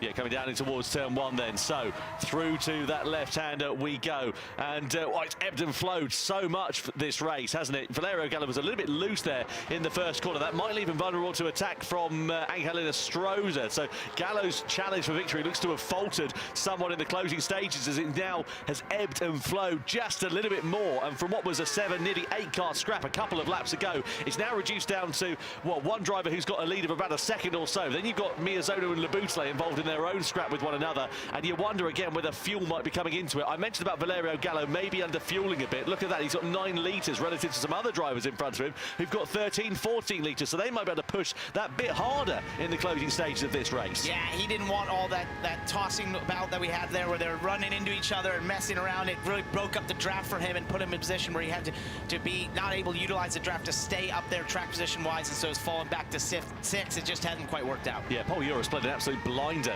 in this race, though. Can he hold it, though, to the end is the crucial question. Look at the run that Lubutale got on the exit there of the Le Mans chicane. He's going for the high line on the outside. It's a longer route around that corner, but he gets it back into the slipstream quite nicely there. Miyazono, as you said, trying to break that toe, I'm sure, before too long. Lubutale goes for the outside line as they go 2 by 2 across it. 2 to go at the end of this one here. Lubutale with the outside line for second. Miyazono on the inside, down in towards turn 1. Miyazono will have track position, but will he be able to hold it? Lubutale is going to get hung out to dry on the outside here, and again just one corner of battling, and look who's there in the background. Jose Serrano and Kylian Drumont. They are right away ready to start nipping at his heels for those podium places. They're saying, we're back, we're here, we can see you. If you get side by side again, we're ready to strike. And I thought Lubutale was trying to use the draft there to help Miyazono get back towards Poyera, but he just didn't have the chance. He didn't work out. The timing was awkward there down the straightaway, and they actually lost a bit of time.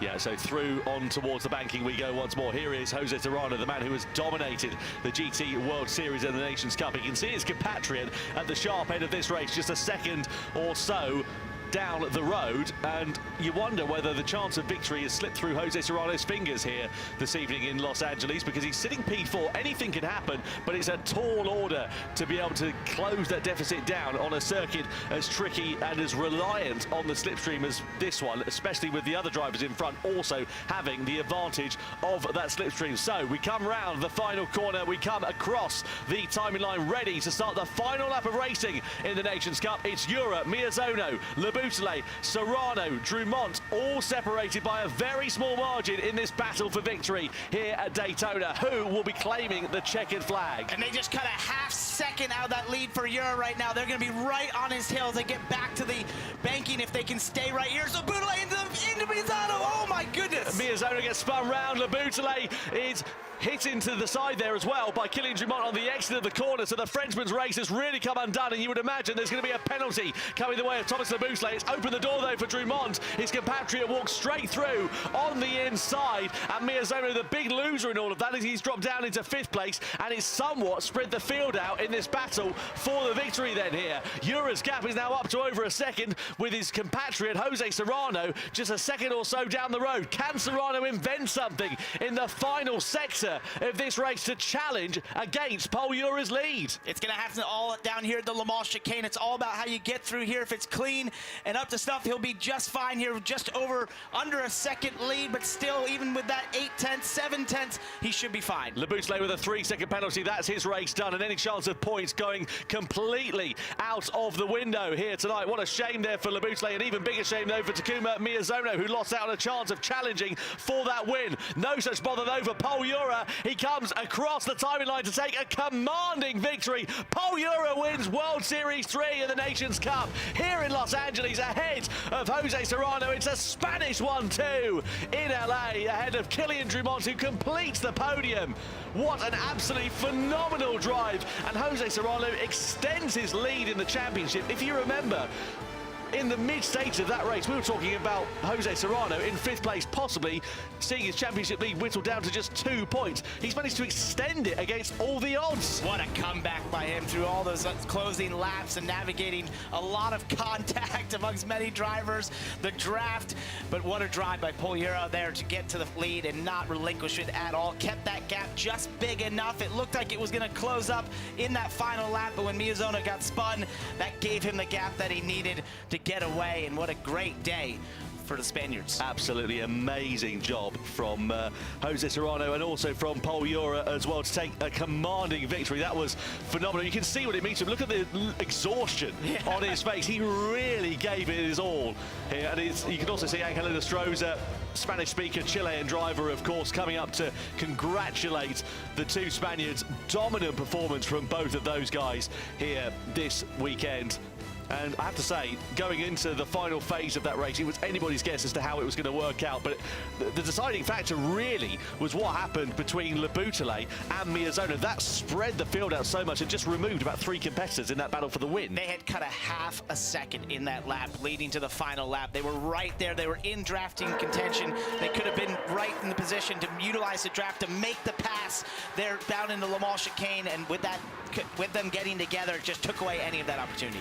Absolutely. Well, here are the highlights then from this race. You can see it was a pretty interesting affair at the sharp end of this one. We saw drivers who started on the hard tyre at the back end of this. We saw Kai de Bruyne going for a spin after some contact in the opening stages of this.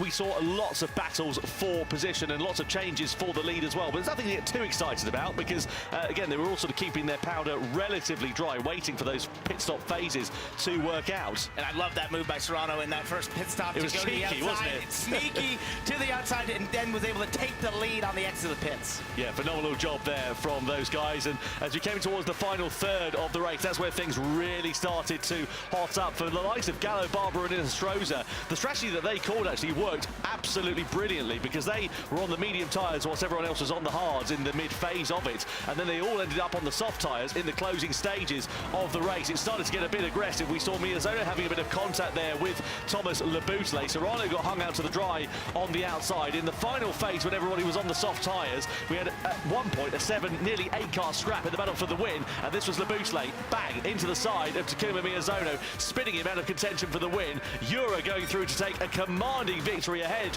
of championship leader Jose Serrano, with Kylian Drummond completing the podium in commanding style.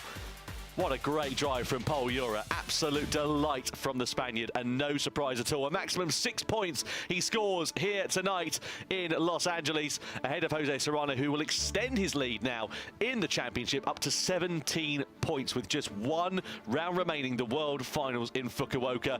Points all the way down to 6th place. Drummond, Miyazono, Gallo and Barbara are your last of your point scorers, and there'll be disappointment for some drivers there, especially Thomas Le Bousselet with that 3-second penalty after the contact on the final lap. Anyway, let's go down and catch up with Drummond and Serrano, 2nd and 3rd in the race here tonight. No, we didn't. We were like, we just need to get Pol. Pol's too happy, frankly, after that. How was that for you? Does it make up for Berlin? Yeah, we're correct. Does it work, actually? Does it work? Okay. Yeah. Well, the "I'm stupid" sentence is no longer available for me now. It's Cancels out. yeah, I corrected it. Yeah. So I'm very happy. I mean, I have no words. A win is always very good, especially after what happened in Berlin. I kind of redeemed. So it's a way to show or to prove myself that it's not over. I mean, it wasn't. Everyone has a moment. We talked about this literally after Berlin. Everyone has their moments. They have their good weeks, their bad weeks. But, I mean, that particular race was so... I mean, Serrano and Leboeuf, they did you a bit of a favour because literally the top of the pack, you guys were just... We couldn't keep up. It was like backwards and forwards. But you just got that extra bit of gap and got away. So you should probably say thank you to them. I mean, yeah, even at the beginning, it was hard for me to follow the group in the mediums. I don't know, I just couldn't find pace at all, but then I could still hang out by just a little bit. And then with the hards, I felt much more comfortable. And that's why at the end of the stint, I decided to go up to first with the help of the slipstream. And with the soft, I also felt pretty comfortable. So when I had a gap, I could keep it, though battles behind also helped me a little bit. I mean, it was a great race to watch. Do you feel pleased now we got the back on the Spanish 1-2? You just switched around with Jose? Yeah, I mean, it's a 1-2 for me and Jose, so I'm not so very happy for him. We're teammates in Falcons esports, so for the team it's an amazing result. For him as well, I'm very happy, and also I would like to congratulate Kilian on the 3rd position. Okay, let's give him a big round of applause. Our winner, pole era. Back to you, Tom Parker.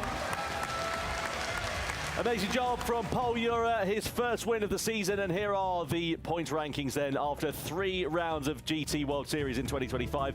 Jose Serrano now has 17 points, a 5-point cushion over Pol Ura going into the final round of 2025. Valerio Gallo drops down to 3rd in the standings there, though in front of Takuma Miyazono. Kilian Drummond, who gets his first podium of the year as well, in front of Takuma Sasaki, and Guy Barber also stealing his first point of the year there as well. And I thought it was a great comeback by Gallo there, starting at the back, utilizing that alternate strategy through different tires and then getting to the lead pack, and it just didn't quite work out in the final stint for him, but he put himself in such a good position. I think he could go away thinking that was a really good race. Absolutely. Look, he could have started with nothing. Yeah. He ended up with something. Got it. Can't be disappointed with that one, can you? Don't forget to vote for your Dunlop driver of the day. Is it Takuma Miyazono? Is it Pol Ura? Is it Valerio Gallo? We'll let you know on who is the winner of that one, but get onto YouTube and vote for who you think that is. We would love to find out, and we'll be awarding that one a little bit later on. I'm sure you'll be as excited to find out the results for that one as we will. Pol Ura, great job from him. His first win in a little while, actually, in the GT World Series, in the Nations Cup, at least. And as we say, he will be delighted. We heard him being delighted with that one, and we've got the podium celebrations to come very shortly as well. Commiserations, though, to a few drivers, namely the likes of Thomas Leboeuf and Kai de Bruyn. They'll be a bit disappointed with how their races all worked out. But without further ado, then, let's get the podium celebrations underway here in Los Angeles for the Nations Cup. The podium celebrations here in Los Angeles, making his way onto the 3rd step of the podium from France. It's Kilian Drummond.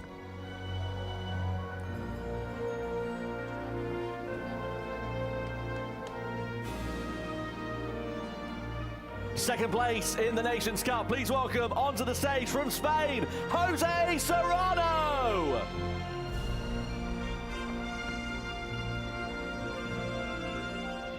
And the winner of the Nations Cup here in Los Angeles, please welcome from Spain, it's Pol Ura!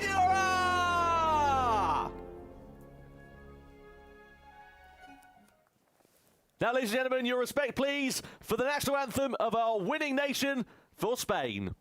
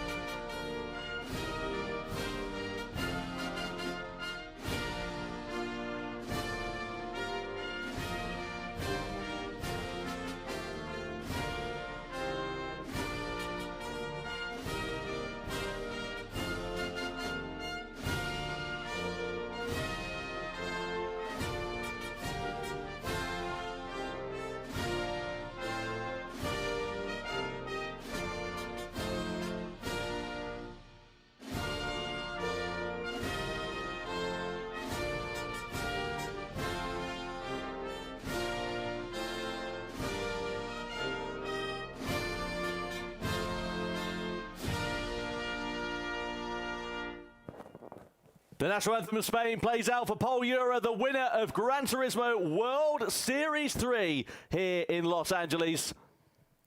And as the three drivers stand on top of the podium, it's now time for the awards, the trophies to be presented in front of our live audience.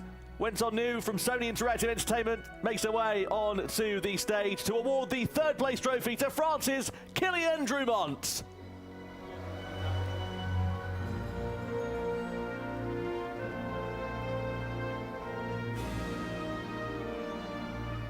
The second place trophy now about to be presented by Jeff Leon from Corsair Fanatec. He makes his way onto the stage to award it to second place for Spain. It's Jose Serrano.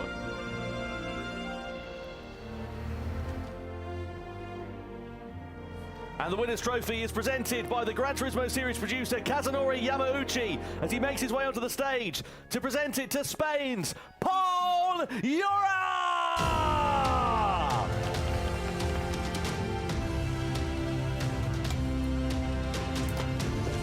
Yep, the back. Yep.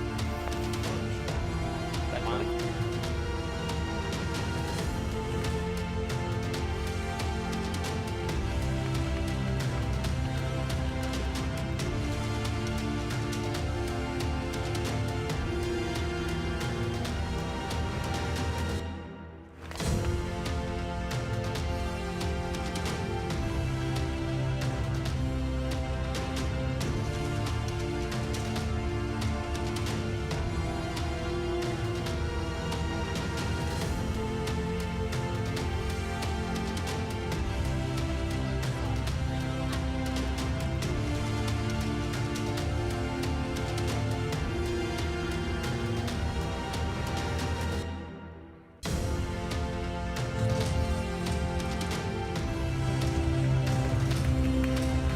Well, yes.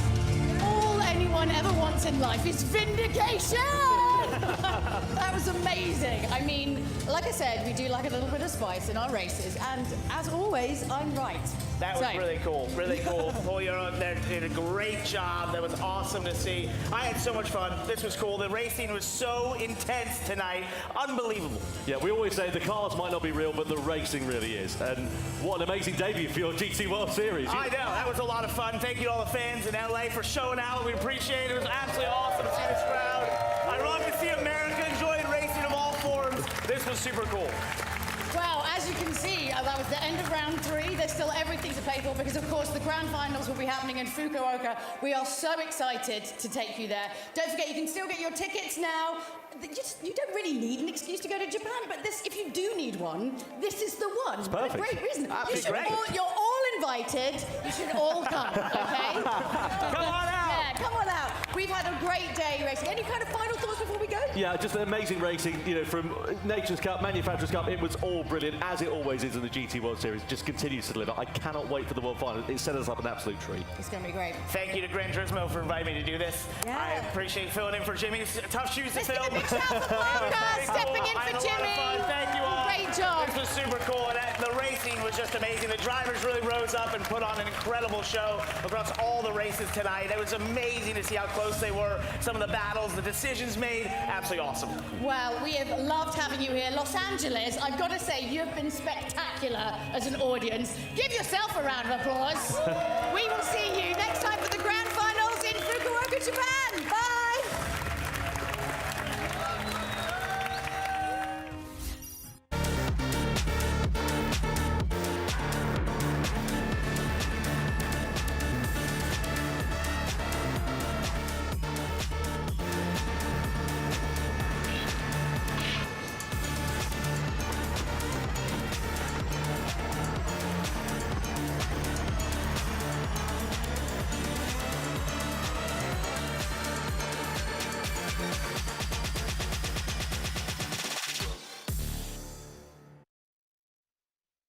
PlayStation